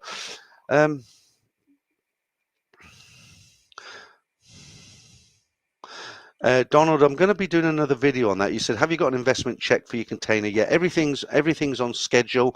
It's completely different over there. I will be talking with somebody about that soon. Everything's gone very, very well. Clive, Trevor of Buzz and Patty, laugh out loud. Okay, well, yeah, okay. I can't believe I've known him now about two years. I mean, I'll give Trevor his due. I mean, he there are people who don't like him, like there's people who don't like me. You're always going when you're in a public forum, you're always going to have people that don't like you. Hopefully, more people like you than don't like you. He's had some problems, some things he's had going on there, but fair play to him. When I went down to Patty the first time, Trevor, he wasn't like. He didn't have his head up his arse and saying, well, you need to come to the buzzing. Well, there was no buzzing bar there, but he didn't like, well, I'm here sitting on my throne. You need to come and see me if you want to meet me. There was none of that. He's, I said, I'm here, Trev. And he said, right, where are you staying? I told him where I was staying at the, oh God, what was it called? The Dolphin Hotel on Soy 8, not the one on Soy 7 in Nick's bar, Soy 8 down the bottom. And he said, great, I'll be over in half an hour. I'll be in the Sailor Bar, not Sailor Bar, Ducky. I'll be in the Sailor Bar opposite the hotel. I'll let you know when I'm there. He came over to me, came down, had a burger or whatever, and he took me out that night on his bar crawl. Didn't pay any money or anything like that, and he was the perfect host. So I can't knock him, you know. Okay. Do you know what? Let me tell you something about that, Mark. Akbar, the best on Soy 3. It isn't the cheapest. If you live here, it's kind of quite expensive. Now I live here, I've got to watch my pennies, right?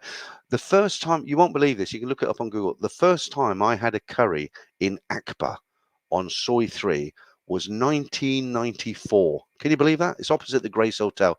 1994. It was fantastic. It's still there today, and it was a fantastic curry. You're right. But the reason I don't go there is because I can get something half decent for 25% of the price. But I might go there just to have a treat, as it were.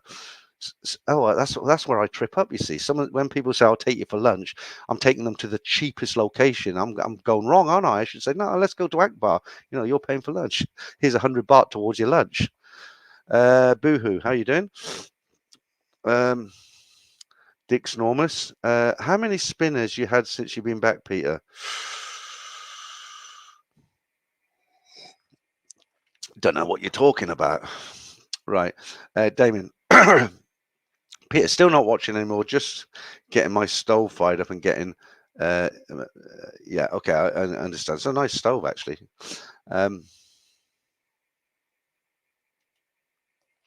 Crypto Chris said, I met Trevor a few times last week, and he's a great guy. What people are surprised at his size, he only comes up to hit me on. He's quite a small guy, I was in Kung's, people go to Kung's. I've told this story before as well. People go to Kung's for the breakfast, but what a lot of people don't know is they do Chinese food in the evening. It's very, very good, right? And somebody told me about it, and they said, did you know Kung's do Chinese food? And I was like, what, you mean like Chinese in England? And they're like, yeah. So I thought, oh, I'll go there and try it out. Jumped in, came across on a scooter. I was sitting there by myself, Billy No Mates. I ordered some chicken curry, but it's not the curry like an Indian curry. It's a Chinese curry. You know what I mean? If you eat Chinese, and some rice and some bits. I'm sitting there absolutely empty inside at that time. And who comes in to order his takeaway to take home? It was Trevor. And I was like, is that Trevor? I was looking at the back. I said, Trevor, is that you? And he's like, yeah, hang on a minute. I would put his order in. He came and sat down, and yeah. Randy, Peter, don't play poker. You can't bluff well. What does that mean? Are you talking about the spinners? Yeah, but I tell you a lot about my, I take the Band-Aid off, didn't I, when I was going through hard times with my marriage. And I am going to make a couple of videos. I am going to do some kind of videos about, they might bore you, I don't know, but I think there's a lot of guys sitting on the fence who are maybe in bad marriages. I wasn't particularly in a bad marriage, but you know how it went. But I think I will make a couple of videos and just explain the emotions I went through and how I got to be from, meeting a beautiful 19-year-old Korean girl in Korea, being with her for 33 years and then separate and then ending up in an apartment like this. I think it'll be interesting for some people, not for everybody. But honestly, I'm not a mongo, really. You probably don't believe that, but it is true. There you go. Look, display the old name. Oh, it's Peter now. Right. Okay, how long have we been going? 1 hour, 50 minutes. I think I'm going to knock it on the head soon. Andrew's Real World. Randrew, what a guy, what a guy. Right, Sukhumvit Soy 11, street food are great, Peter, yeah. So if you don't know Andrew's got a little channel called Andrew's Real World. He's had a lot of bad luck lately. He got an eye infection, nearly lost an eye, actually, while he was here. He went back to England. For all the bad things you say about England, the national health, it really is a treasure. They sorted his eye out. He didn't lose his eyesight. And back in the UK now. Good to hear from you. Andrew. Paul Hoskins says, it's nice sniffing the flowers. You don't have to pick them. I'm sure there's a mean in there somewhere, Paul. Right, Kasia, any chance of another look at health insurance in Thailand? Oh, okay, yeah, that's a good. I've got a list of all the upcoming videos I plan to do. You know me, I'm a dinosaur. Nothing's done on a computer. It's all handwritten, right? No, if you've been watching since the beginning, I'm not 100% at the moment. One of the videos I plan to do, right? So when I was going to go for health insurance, I was nearly there, right? And I made the video about why I'm not taking health insurance. And if you haven't seen it, go and watch it. It's called Why I Won't Take Health Insurance, okay? But one of the good things to come out of that is when I was dealing with this particular insurance company, we were talking about daily room rates and how much I should insure myself for to make sure I'm fully covered. And what they said to me, they said, well, look, if you get sick, you don't want to be going to Bummingrad or the best hospital in Sukhumvit, because there are alternative hospitals that are just as good, English speaking doctors who have trained in America or Australia, wherever. They're top class hospitals, but they're maybe, you know, 7 kilometers away from this area, Sukhumvit, a 15-minute taxi drive ride. But Bummingrad, 15,000 baht a day for the room, plus all your medical, your food, your consultations, everything. These other hospitals, 5,000 baht, right? So what the insurance company said to me is, take out this cover, but register in one of these two hospitals, which are very, very good. We recommend these hospitals because we know they're good. We've checked them out as an insurance company. We know these hospitals are good, but you don't have to pay top money, right? So they're good, right? So what am I waffling on about? So one of the videos I want to go on, there's two of these hospitals, right? I want to go to each hospital, film them, show you the hospital, and I'm going to go and speak to somebody and say, look, I'm a resident. I've just moved here. I'd like to sign up with your hospital. Can you give me a price list, right? How much is, if I have a heart attack, how much will it cost? Ballpark figure, right? If I come in with food poisoning, if I want some dental work done, if I want, I'm planning to do LASIK eye laser vision. I'll tell you about that as well. So I want to go there and then film it, and then I want to go to the second hospital. And when I've done those two, I'm going to make my decision who I'm going to register with, and I'll carry a card with me. And if anything happens to me, that I'll have that medical card, and they'll know, okay, that's his hospital. He's registered there. They'll chuck me in the back of a pickup truck like they do in Thailand, and they'll whiz me over there. Because if I don't have that card, they'll take me around to Bummingrad or somewhere, and I'll get a 10 million baht bill. I'm exaggerating, but you know what I mean. So that's what I'm going to do. And I thought they would make very interesting videos. Okay. I also want to do a video on dentistry work because, a lot of people come here to have dentistry work. It's top class. A lot of good dentists here, a third of the price you'll pay in your own country if you're in the West. So I want to do that. And what was the other thing I was going to say? So the hospital ones I think are very important because they're informational. If you're coming out here as a retiree, you want to make sure that you've got good medical.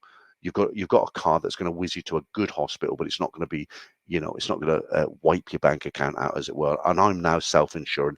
I've put 1 million baht away. Okay, £25,000.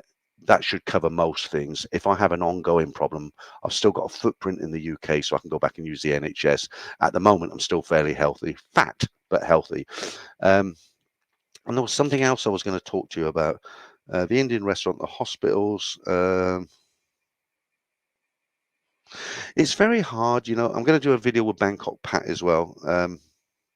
It's very difficult because the thing is, because Thailand's such a great destination to come to, everybody who comes here makes YouTube videos. And I see them walking down Sukhumvit, not only Western guys, I see Korean guys, Japanese guys, they've got a headset and they're like, pointing at things and all this. I don't want to I don't want to become just another run of the mill, like, oh, I'm in this restaurant. I bought this burger. It's just open, and look at the cheese. It's melted so nicely, and I recommend coming to this restaurant. I know I'm going to do the Indian restaurant, but that's different, isn't it? Right. You should have asked that about 5 minutes ago because I've just explained. I've got a list of other videos I plan to do, but I don't want to tell you. You know why? Because it's very competitive as far as people. What's that? Strange noise. The thing is with a lot of YouTubers here in Thailand, they run out of ideas for content. I never do. I've always got new ideas. I don't have enough time to do them, right? But I don't want to come in here and say I'm going to do a video about this, and this, because anybody watching this will think, oh, I'll do that then, and they'll do it before me. What is that? God knows, God knows. Right, okay.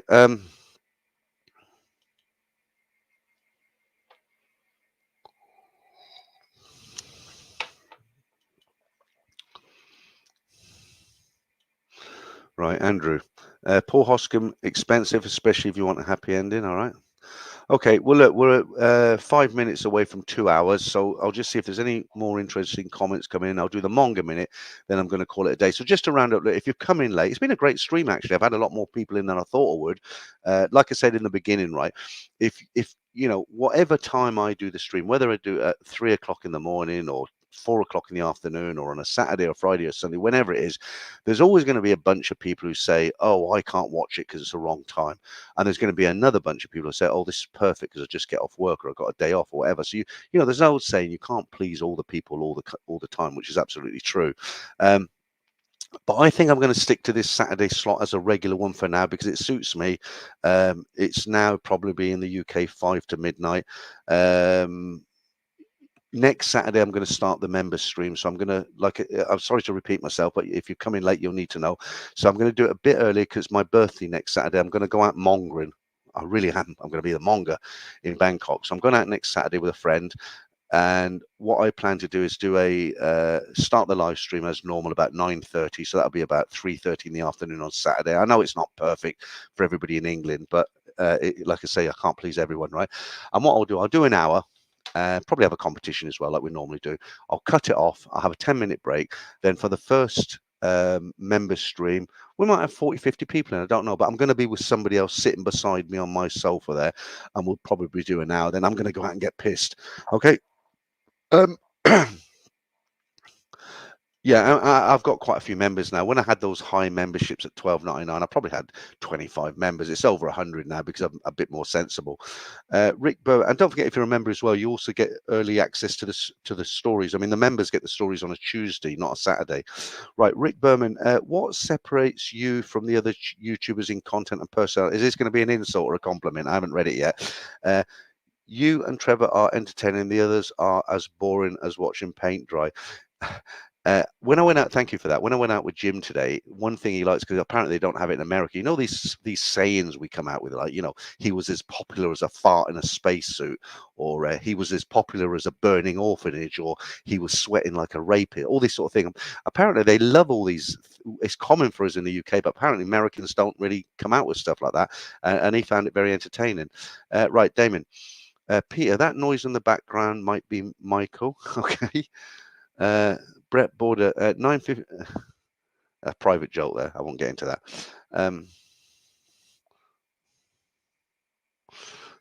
I've had my orders in from Franco. Franco's just sent me an order in here. Right, Franco says, where is it? Was it WhatsApp? Yeah, it was. Franco says, keep going for another 20 minutes. Notches is near done. Let's see your numbers go up, only 100 behind them. Yeah, but if I go and then suddenly I get 300 people come in, I'm not going to go for another hour, am I? I'm knackered and I'm sick, remember? Yeah, okay. One thing now, I'm very relaxed doing these streams. When you first start them, you're very nervous to do anything wrong, but I'm so relaxed now. I can look at text, go and get a beer, and you didn't really want to know that, do you? Right, okay. Nick S says, once everyone is used to the time change, they'll stop complaining.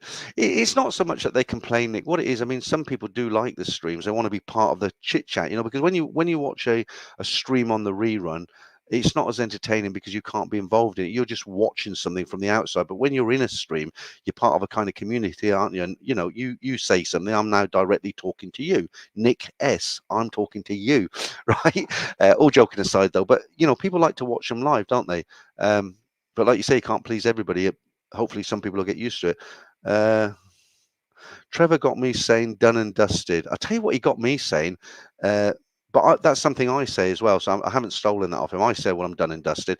But something I never used to say, but he got me saying it, was you'll be talking about something and say I want to say something like, yeah, well, you can't please everybody all the time, but what can you do? That's how I used to say it. Now I say, well, you can't please all the people all the time, but hey ho. I never used to say that. That's from him. Right. Ricky, do a video about British slang words and their meanings. But would people really be interested in that? I mean, if you're not from England, do you know what Cockney rhyme is? What Cockney is going to bore English people now, but just very, very quickly, right? If you're not from England, so what Cockney is? Cockney, okay? There's lots of different arguments about what a real Cockney is within the sound of bowl bells, within the square mile of London, and all that. But what Cockney rhyme is, in the 18th century, maybe beyond, that the criminals made up a language that only they could understand, and if the police, they sent out spies, the police couldn't understand what they said, so they had a whole they could hold conversations with each other in Cockney rhyme. It wasn't an official language, but they understood each other. I'll give you a few examples in a minute. But they could teach. And if the police spies were listening in a bar, in a pub in those days, to what they were planning, they couldn't get it. And I'll give you a few examples. So a Ruby Murray is a curry. Um, whistling suit is a whistling flute, suit, boat race, face, plates of meat, feet, right? So there's all these, but there's I don't know many of them, but there's a whole thing, and that's called Cockney rhyme. Now, how did we get onto that subject? Right, Boulder Dan. I like your channel and Trevor's channel because both of you provide useful information. I don't want to see countless videos of what's going on each and have to jealous I'm not there. Yeah, okay. Well, it's it's very hard to sort of please everybody, and I get people unsubscribe every day. I understand that, but I'd like to think I do know what I'm talking about. I have been coming out here for a long time. I don't want to blow my own trumpet, but there's not a lot I can't tell you about Thailand. I'm gonna do a plug now, right? So there's a URL there now. I often have guys who they just want to talk to me and ask me a load of questions about the girls, the bars, where to pick up this, where to find that, and they just want a bit of advice, And I've got a service. There's a link down there, and we can come on like a stream like this. They're on one side, I'm on the other, and they can ask me what they want as long as it's legal. I'll talk to them about it, and I do have quite a few guys take me up on that service, but I do like to think I know what I'm talking about. I'm sure I don't know everything, but there's not much I don't know about Thailand. But I just don't do politics. If you want to talk to me about politics and the government, who's upcoming elections and I just won't talk about that sort of stuff. Now it's hot again. Okay. Yeah, exactly. Okay, what are the Cockney rhymes we've got there? Come on, guys, we've got something going on here now. Martin says, Hank Marvin, starving. We're on the Cockney rhymes now. Good subject. Right, old foggy, old fogey. I seldom say pony boat for a long time while in tiny. Yeah, okay, yeah. Randy, I can testify Peter's advice is spot on. Thank you, Randy, for that. And, Randy often leaves me a nice super chat, so he's obviously pleased with what I say. I've spoken to Randy on the phone over in America. Like I said to you, a few minutes ago, I try to answer everybody's emails and comments and stuff like that. And I've actually had guys where have asked me a question. I thought, you know what, I'll just phone the guy. It's easier. I've called them up online. I've said, right, this is what you want to know. And I've spoken to them for 20 minutes. I haven't charged them anything. Just, they're signed up, and I just think, well, the guy wants to help him out. Yeah, another one there. Martin says, pony and trap, crap. But then what's crap? Some people don't know what crap is if they're outside of the UK. Baked beans, queen. Yeah. I'm trying to think if I know any more. Milk and honey, money. Apple and pears, stairs. Yeah, it's a nice Bunsen burner. Earner. So if you're not from the UK and you don't know Cockney rhyme, all these sayings that are coming out, this is how people used to speak, right? A nice earner means you're making good money, right? So it's a kind of British slang. We say, oh yeah, I'm onto a nice earner. It's a good job. I'm getting paid well. So they didn't want somebody to hear them say earner, so they say it's a nice Bunsen burner. That makes sense now, right? Yeah, dog and bone, telephone.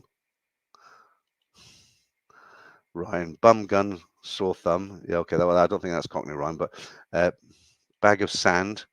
Yeah, but what is it? Bag of sand. What does it mean? Bag of sand band? I don't know. Ricky says it's so interesting actually. So you're probably not in the UK, right? Damon, you're very much in the UK in London. A bag of sand. Yeah, a bag of sand, a grand. I'd love to hear two Cockneys actually having a proper conversation using that, because we know a lot of words, but to hear somebody speaking it. Mark Hanley says deep sea diver, but you haven't put what it means. Deep sea fiver, deep sea diver, a fiver, £5. Yeah. Old foggy, pork pies, but you got to tell me what they mean. I don't know that one. Pork pies, eyes, pork pies, eyes. I don't know. Trouble and strife, yeah, very common one. Trouble and strife, wife. Somebody's coming in now from Texas, and they're like, "What the hell is this?" Yeah, pig and whistle. Pig and roast, toast. Yeah. Alan Wickers, knickers. I don't think that's Cockney rhyme, but it does go. Andrew, you're having a bubble, meaning a laugh. Bubble and bath, yeah. Okay. Oh, lies. Okay. Old fogey. Peter Parker, Jack and Danny. Apple and pears stairs. Damon, pork pie's eyes. Apple and pears. Yeah. Okay, let's move off this now. Rob, what's that one? Nifty 50. Yeah, exactly. Nifty 50. Yeah. Okay, so we're gonna have all these Americans speaking Cockney rhyme now. Not a bad thing. Okay. Is it 20 minutes yet, Damon? Franco?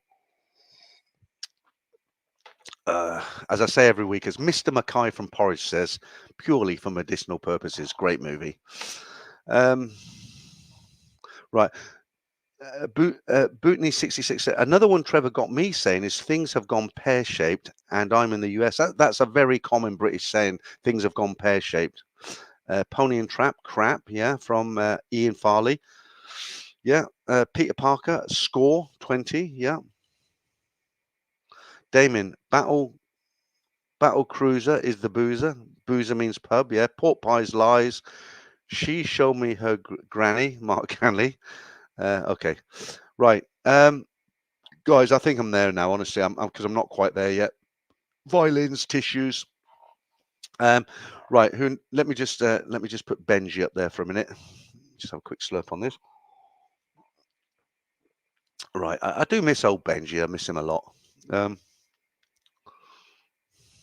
Yeah, Peter Parker. It's all gone. Pete Tong, famous DJ, of course. Right. Okay. I think what I'm going to do now, that's nice, isn't it? I'm really happy with that purchase, 72,000 limited edition, matte black and gold. Going to look the bollocks on that. Lovely. Right. And there's the lads there. Look, the moderators, Franco on the left and Damon on the right. Damon looks like he's lost a £20 note, doesn't he? Right. Okay. Only joking, Damon. What else have I missed out on anything? Boulder Dan, Trevor says horses for courses. That's very, very common in the UK. Horses for courses, yeah. Charles Sanders, the Monga Minute. Where is that? I've lost you, Charles Sanders. Monga Minute, 2 minutes. Yeah.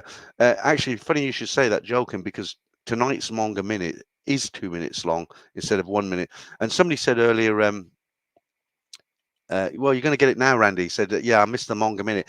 Somebody said, oh, some of the Mongas tonight were mingers. In other words, they weren't that good looking. But I always say the same thing. If any, even the worst looking one knocked on your door tonight, you're not going to say you're a minger. Go. You're going to say, oh, welcome. As they say in 7-Eleven, welcome. Right, Ricky, it's gone pear-shaped. A reference to the average middle woman's figure. Yeah. Okay. Yeah, somebody's asking there, what's the meaning of pear-shaped? Yeah, I mean, it basically you say, oh my God, it's all gone pear-shaped. It means it's gone to rubbish. It's not working out. Tom, yeah, that's it. Pete. Well, you're gonna have to imagine what that means. Tom Tit. I'm not going to say what it is. I'm not going to say shit. Right, Clive, cheers. Peter the Geezer, thanks for entertaining the stream. Yeah, thank you for coming in, Clive. I'm really pleased with tonight because, as I said at the beginning, there's a couple of guys down in Pattaya. They're filming something new that started. I think it's over now. And yeah, they're very big down there. And, I'm sitting in a room and I thought, well, how can I compete with that? But I thought, you know what, I'm just going to do it because I've got people watch my stream and I'm sure not everybody's going to run off and leave me as Billy No Mates sitting here drinking my Chang on my own. But yeah, it's been good. I had over 300 in tonight. Considering it's the first Saturday, it's not the perfect time for everybody. It's been good, and I've enjoyed doing the stream. I enjoyed doing the stream, so I always have done. Toby Price, did you have any jet lag coming home? I always got it coming to Thailand, but fine going home. Yeah, I'm suffering at the moment, Toby. I've got a combination of. I know it's been a week. I've been here a week yesterday now, right? Jet lag. The heat has hit me hard. I've had a mild dose of food poisoning, which I haven't really taken anything for because it hasn't been that bad. I had one day where I was throwing up in the sink so much that my ribs actually hurt the next day. Felt like I'd been punched in the ribs. I've got tomorrow's Sunday. I've got a very relaxing day tomorrow with a friend who I'm going to meet, and So I'm going to take it easy tomorrow, have a nice meal and everything, and then we'll see how we are on Monday. I've got to go and collect this motorbike before. Well, they're going to deliver it to me. So basically, Songkran, they close on the 10th for about 5 days, and I said, well, I want that motorbike beforehand. They've got to send off the number plate because it's a brand new bike, but I can ride it anyway as long as I've got a bit of paper. If I get stopped by the police, I just show them. But if it's a brand new motorbike, they generally don't stop you. Yeah, okay. Uh, yeah, STE billable, a monkey 500, yeah. Ryan, I was even on their show last week, but here's Peter's number 2 fan after Franco. Okay, thanks, Ryan. I do get haters. I don't know. I seem to attract them. I had one guy write to me last week and he says, "Oh, Peter, you know nothing about Thailand." I had another guy say, you know, "I don't think you've ever been to Thailand. You just regurgitate other people's streams or other people's content." And then like the guy today, I told you, at the beginning of the stories today, I said, "Well, I've made it back to Bangkok. I am here once again in my lovely apartment." And some guy left a comment, right? And he said, "Oh, well, you must have moved apartments because the last one you showed us was a shitty, shabby thing." And I'm like, go away. Blues Trekker. It's like hanging out with good friends, having beers and booze, laughing, asking questions, telling stories. That's Thailand Band's appeal. Thanks for that. And yeah, we are having a little drinky poos here. It is a beer. And then Mr. Mackay's for medicinal purposes only. I occasionally get guys who write to me and they say, "Peter, I'm getting really worried about you. You drink too much, but I actually don't. I have a drink when I want to relax and enjoy myself. And I keep saying the same thing. I enjoy doing the streams. For me, this is fun. I like it, right? Uh, I like it more than watching Netflix or something. So when I do something where I'm relaxing and having fun, I like to have a drink as well. I heard something there. It's not that late, though. It's only midnight. Right. Hi, Peter. I hope you are all fine in Bangkok after coming back from the freezing weather and the long trip coming to Bangkok in a couple of weeks. See you around. Yeah. Okay. I am. Yeah. And it was a wonderful flight coming over on business class. Let me just close this door because the aircon's not.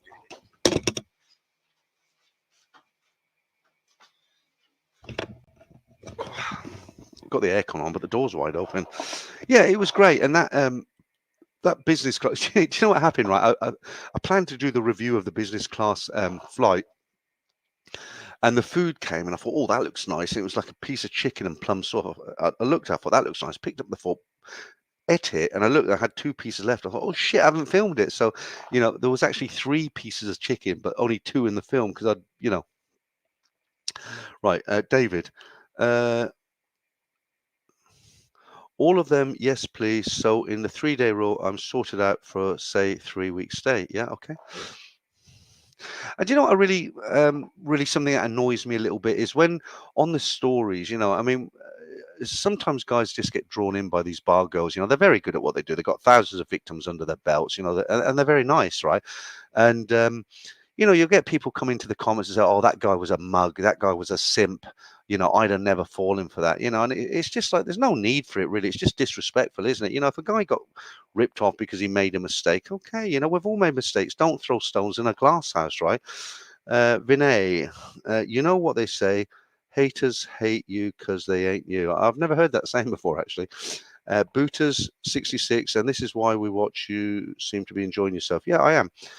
When I took out this apartment, I made sure the security was really good because there are people out there who want to harm you. And I told you about the person who sent 4 letters to my family saying I was screwing bar girls, I was hiding money out here, and they should go and see a lawyer and all that. My family laughed at them, right?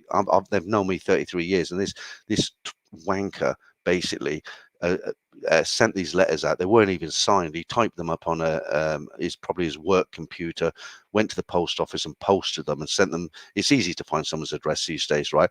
It didn't do anything at all, but there are haters out there, so when I got this apartment, one thing I made sure, I got great security, the CCTV, you need a tag to get through the front door, and I just wouldn't live in an apartment block where somebody could just come in and walk up and bang your door. I just wouldn't do it.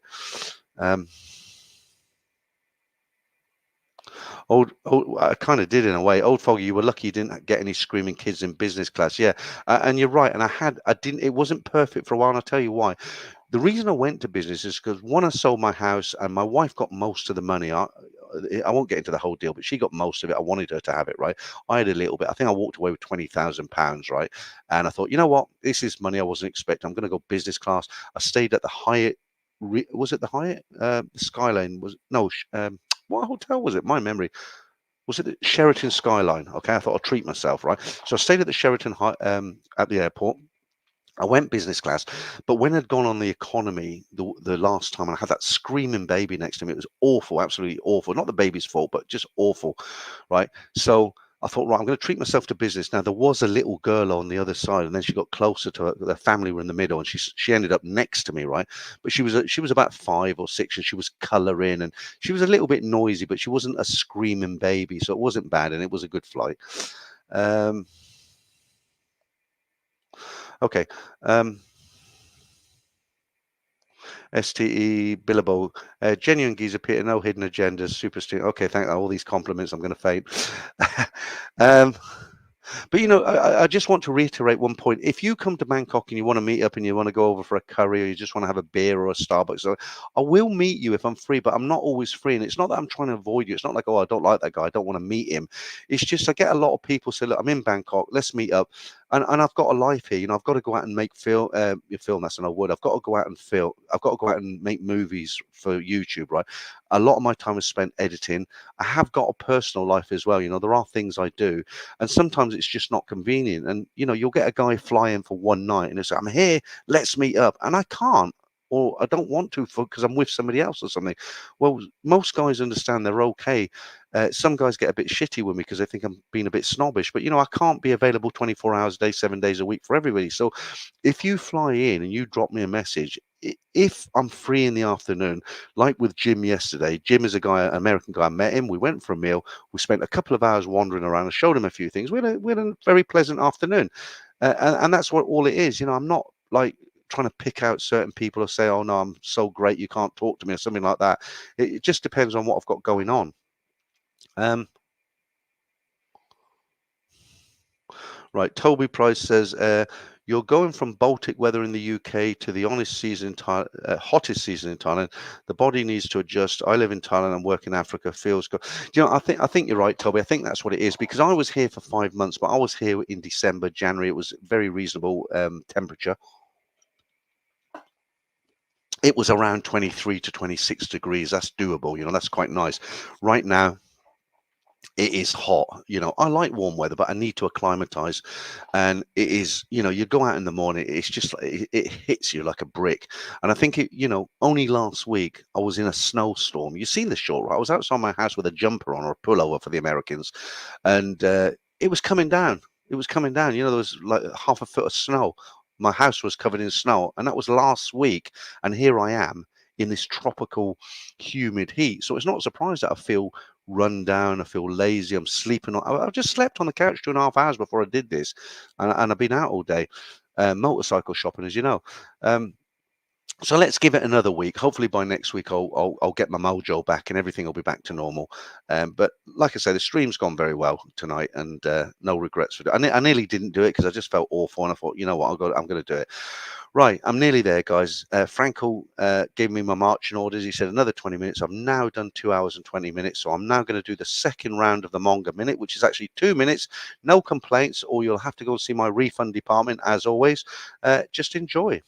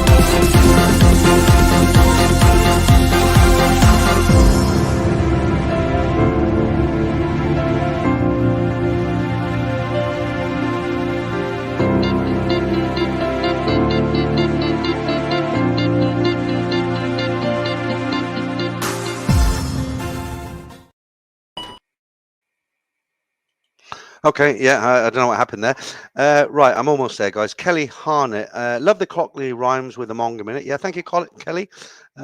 Super nice. I can feel myself. Look, you know what? I've been going 2.5 hours. I've got Mr. Mackay's drink here on the left. If you're from the UK, you know what I mean by Mr. Mackay's drink. And I've got beer on the right there. I've been going through the big bottles of Chang. I've had 2 now, and I'm 6. I'm starting to feel a little bit tired. When I feel myself slurring, I'll stop. Let's try and get it to 2.5 hours. Another 8 minutes to go. Right, smooth operator. Um, oh my God, full of wind. Hi, Peter. With regards to the members live, will these be available to watch at a later time? Of course, yeah, for members, or will they be live? That's a good question, actually. I don't know. I'll only know once I've done one. So I get what you're saying. So if you remember, when I set up the streams, YouTube give you the bloody aircon again. YouTube give you the option. They say who can watch this live stream, and you can put either members, all members, silver member, whatever. I've only got one membership now. Is it for everyone, or is it just for members? So you can put members, and only members can come in to watch it. It's not available for everybody else. Yeah, that's right. Nobody else can watch it. But once it's up, can members only watch it, or can everybody? I think only members will be able to watch it. I mean, it's $4.99 a month. I mean, it's not, I mean, all right, leave it at that.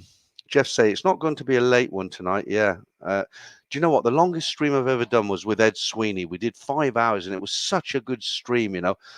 We started off. It was unrehearsed. Ed had a pint, and I had a pint, and I started the stream, and both of us totally unrehearsed. I went, cheers, and he did it at the same time, and it just flowed. It was a great stream, 5 hours long. And even when we stopped after 5 hours, the only reason we stopped because we were both pissed because we've been drinking for 5 hours of stream. It was a really good stream. It's a shame. I don't know what happened with him, but hopefully he'll reach out one day. Javier says, cheers, Peter. Very entertaining live stream. Look after yourself and get well soon. Yeah, thank you, Javier. I'm going to have a very relaxed and very nice day tomorrow. Toby Price Mongerman, it looks like high maintenance chicks. Lucky I married a hot farmer girl. Yeah. The thing is, and I know you're only joking there, but just on a serious note there, if you come here and you want to meet somebody for a long-term relationship, I think you need to put the 8, 9, and 10s to one side and get something a little bit more, or get something, sounds like buying a new car. Try and find a female partner who is maybe a little bit more down to earth, a little bit more plain looking, something like that. Just a personal opinion. I might be wrong. They're like backsides, aren't they? Personal opinions. Everyone's got one. Randy, love the ladies, but some of those dancers, yeah, I know. There's probably the odd lady boy slips in there. I know you are coming out here, Randy, to retire. It will happen eventually, and we'll meet up and we're going to have a coffee or a beer, whatever you want, because I don't think you drink, do you? I might even take you over for a Ruby Murray. Right, Uncle Nene, dang, missed the stream. Well, it's on the rerun. Okay, Rumble, great stream, thanks. Clive, Peter's refund department. That's my standard answer. If somebody leaves a complaint on the comment, I just say, look, can you write to my refunds department? They'll sort you out because it's all free, isn't it? Right, Paul. How you doing, Paul? Even though Jude, the first girl, come with a foot pump. Yeah, okay, nice one. Right. Old Fogey, lots of input from you. Do you know Ed is giving up booze, not April Fool's joke? I did it for 14 months. It's not a bad thing to do. What happened with me? I'll tell you what happened with me. Cheers. I drank every night when I was at home, probably a bit too much. I drink a lot less now. But my wife said to me a while ago, Paul, new member, well done. We'll see you in the stream next Saturday. All the best. My wife actually said to me, she said, Simon, oh, no, that's not your name. No, seriously, my wife said to me, she said, I think you're an alcoholic. And I said, no, I'm definitely not an alcoholic. I do enjoy a drink. And she says, no, you couldn't do without it. And I said, all right, I'll prove it to you. And I didn't have a drop for 14 months. I didn't drink anything. And I'm not just saying that. I didn't drink anything. And then one Sunday night, I was sitting there, and I said to my wife, I'm going over to the co-op. I'm going to get 4 cans of beer. And she says, why? I thought you'd give up. And I said, no, I don't want to be a priest. I enjoy a beer. I've only just given up for 14 months to prove to you that I don't have to have it. Now, I've done it for 14 months. I feel like a beer. I'm now going to buy 4 beers. Live with it. And that's it, but it is good to give up alcohol sometimes, because obviously it's a poison to the body, isn't it? It's not good. Bernie, hope you feel better soon, Peter. Yeah, thanks, Bernie. I still remember our lunch over there We're going to have to start calling that place Ruby Murray, right? Slang for curry. Uh, CP. Ooh, from Frisco, California. Yeah, good to have you in. We're nearly done. We've been gone for 2.5 hours now. Couple more minutes just to keep it to 2.5 hours because I think I'm starting to slur a little bit now. It's not due to the booze. It's due to the booze and being tired and being sick. Right, Damien Peters, same. My Thai partner, been together for 18 years. She's 1 or nearly a 2. I would give her more than that, Damien. I wouldn't say she's a 1 or 2. I would have given her, well, I won't put a number on it because you think I'm taking the piss, but she's a very attractive girl. All I'm saying is, as far as getting a girlfriend, if you go, some of the girls that work in the go-go bars who are really, 22 little hotties, I mean, are they going to make good girlfriends? Yeah. Right. Peter Parker, joke of the week. I didn't do a joke of the week this week. I've got, it's your joke of the week. I've got a hole in my wisdom tooth. Hang on. Let's do it properly. Hang on. Where are we? Because I haven't got a joke of the week myself. Right, here we go. This is Peter Parker's joke of the week, and we're doing it properly, just in case it's not funny.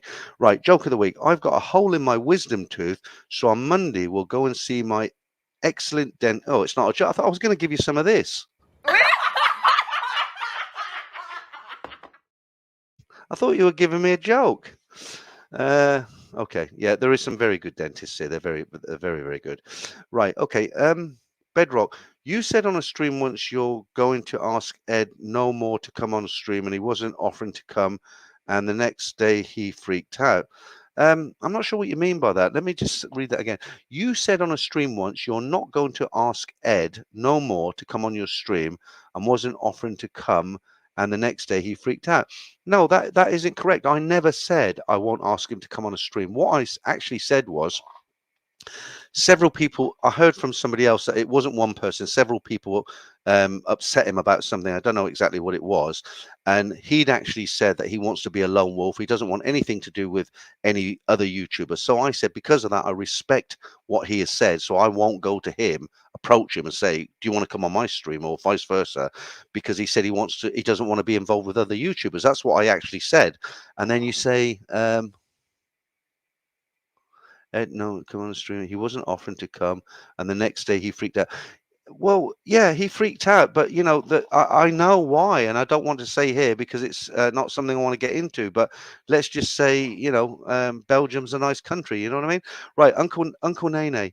Oh, you become a member. Very good. Well, good to see you in the stream now. Getting lots of members. Uh, Peter Parker. Is it a joke? No, it was serious apparently.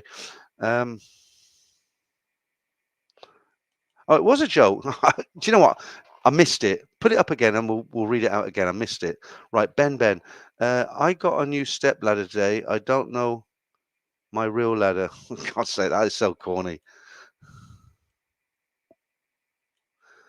Yeah, lots of people. I missed it. Lots of people saying it was a joke. I'm really tired now. It's, don't forget where you are. You're probably put your fish fingers in the oven or something. I didn't know fish had fingers, but you're probably having your fish fingers in half an hour or so. And it's 12:30 here. I'm sick. I've had a lot to drink, well, a few drinks, and I'm sweating a little bit because the aircon's playing up. Right. Well, it's 2 hours 30 minutes. Last few. Peter, read the joke again. I can't find it. Who was it from? Okay, I'm gonna have to. Whoever sent that in, if it's still there. The Undertaker. No, I better not read that out. Toby Price, having a Thai girl who is good banter is better than the high maintenance girls. Yeah. I think the secret, it might just be me being silly, but I think the secret out here to be successful is to finding someone who is genuinely interested in you, is not to find the hottest girl, find a plain Jane, I mean, why not? Uh, No, that's not correct, Kasia. You put next week as members only and no open stream, right? No, absolutely not. So how it works with member streams, everybody does it the same way. You start off with a regular stream. So there'll be a thumbnail sent out as normal saying Thailand Bound is live at 9:30, 10 o'clock, whatever. And everybody will be invited to join in the stream. We'll do exactly the same. We'll have a ladyboy competition. We'll have a joke of the week, whatever we're going to do. But instead of me running for 2.5 hours like I've done now, after an hour, I will say, that's it, guys. Thanks for watching. See you next time. There'll be a 10-minute break. Then I'll start a second stream, but it'll be for members only. Right? Why is it only for members only? I can make more of a community of it, okay? Because everybody who's in there has paid a small fee to become a member, so they're not going to troll me. They're not going to come out with stupid stuff. They're not going to send stupid messages, right? So what that means is, if somebody's saying something interesting, one of you guys is saying something interesting, like Rob here, I don't know what he's saying. He says, Peter Parker, joke of the week. Okay, thank you. Let me just finish what I'm saying, because I'll forget. With the members streams, it just means if somebody says something interesting, which is information, I can say, oh, why don't you come into the stream and tell everyone about it? I can send them a link, they click on it, and they're in the stream, me there, him there, and we can talk about it, right? You can't do that in an open forum, because people will come out with stuff and then write to YouTube and say, I was watching this Peter guy and he's come out with this and I lose my YouTube channel. That's why it's a paid members only. But I will begin with the normal streamers. Everybody does it now. You look at everybody, most people do it. Right, let's try and get this joke. I've got a hole in my... Oh, let's do it properly then, because if it is a joke, we'll do that again. Right, retake, round 2. I've got a hole in my wisdom tooth, so on Monday we'll go and see my excellent dentist. Okay, Phil McCafferty. I didn't read the Phil McCafferty yet. That's quite an old one. I've heard it before, but it's quite funny. Should we give it one of these? Have I redeemed myself? Let's get rid of that. Right, I've got to knock it on the head soon, guys. Right, what I will do, as I got the joke in the end, thank you, Rob. I'll have to make up a joke of the week. How about this one? Okay, from memory. 2 goats are walking around Hollywood, and one of them opens up a trash can, a dustbin, and inside it is an old movie. So he eats it. This goat eats it, and his friend says to me, he looks at me, he says, "How was it?" He says, "Yeah," he says, "it wasn't bad, but it wasn't as good as a book." Thank you, ladies. Right, okay, I've redeemed myself. Right, Scott M. Brown, I agree. My friend always wants the hottest girl, but I choose the average girl, and she seems very happy I choose her. Yeah. Okay, thank you, Peter Parker. I'm redeemed. We are not worthy. We are not worthy. Right, okay. Ken, hang on, I missed you there. Right, Ken, how do I send some money? Oh, don't worry about it, Ken. We'll have a beer when you see me. I don't want to be a guy who explains how to send money to me, okay? People sending, if people enjoy what I'm doing, they want to buy me a beer, they'll do a super chat, that's fine. But I don't want to give thank you very much, I appreciate it, okay? But I don't want to give instructions on how to send me money, okay? I mean, it's not, come on. Right, I'll buy you a beer if we ever hook up. Right, Mike, just got back to USA. Jet lag is nothing compared to the depression. Yeah, I hear you. Look, 2.5 hours. I'll go for a little while longer. It's not going to be a long one tonight, but I've got to go and use the little boys' room, so I'm going to have to put this young lady on again.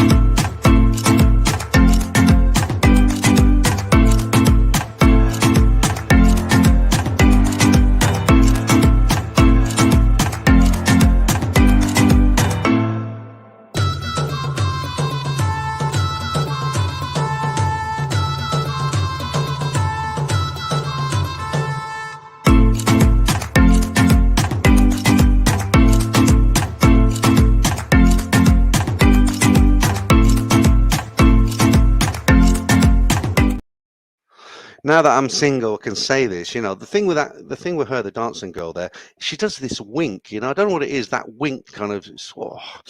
Right. Okay. I'm going to start with the newest and work back. Okay. What is it? White as a ghost? Me? I can adjust that. Make myself very unwhite. Look at this. Look. There we go. How's that? Right, okay. Right, back to the comments. Matthew, I hope you are not using your balcony as the new Daisy. No, I like that. It's right there, right beside me there. I have got a little balcony, actually. It is small, but it's just enough to hang washing out and stuff.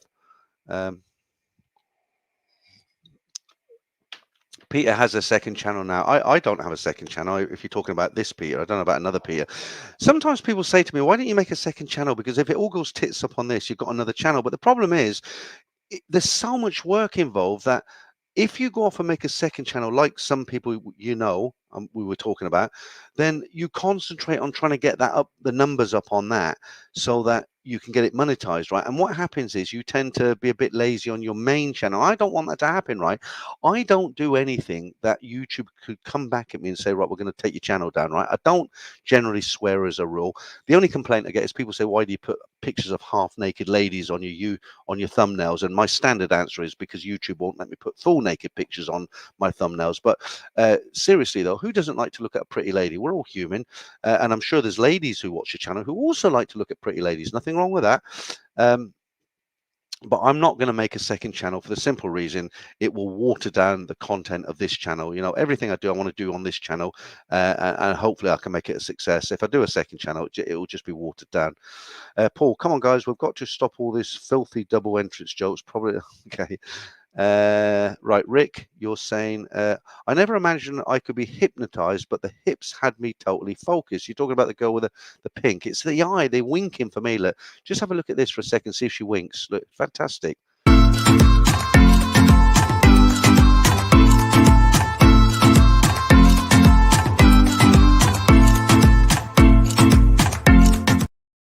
Did you see it? Did you see it? Right. Okay. It's getting silly now, isn't it? Getting silly.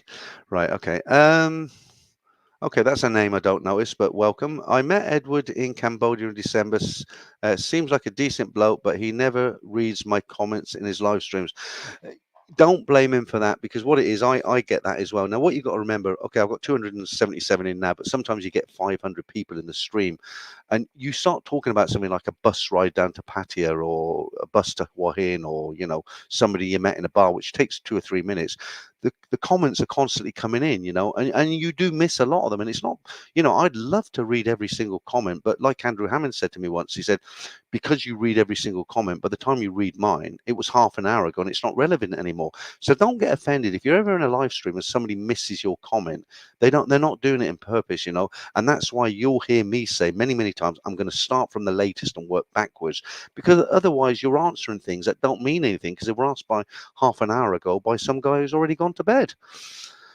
Right, Donald, have you thought about buying a bar? Oh my God, that's like saying, have you thought about jumping off your balcony? That is the last thing in the world I would do. And the best bit of advice I'd give anybody is, if you come into Thailand, don't come to Thailand to open a bar. You will suffer.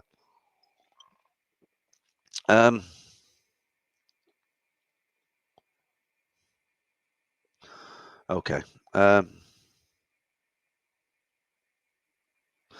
Okay, that's it, guys. We're there. I hope I've read most of the people's comments out anyway.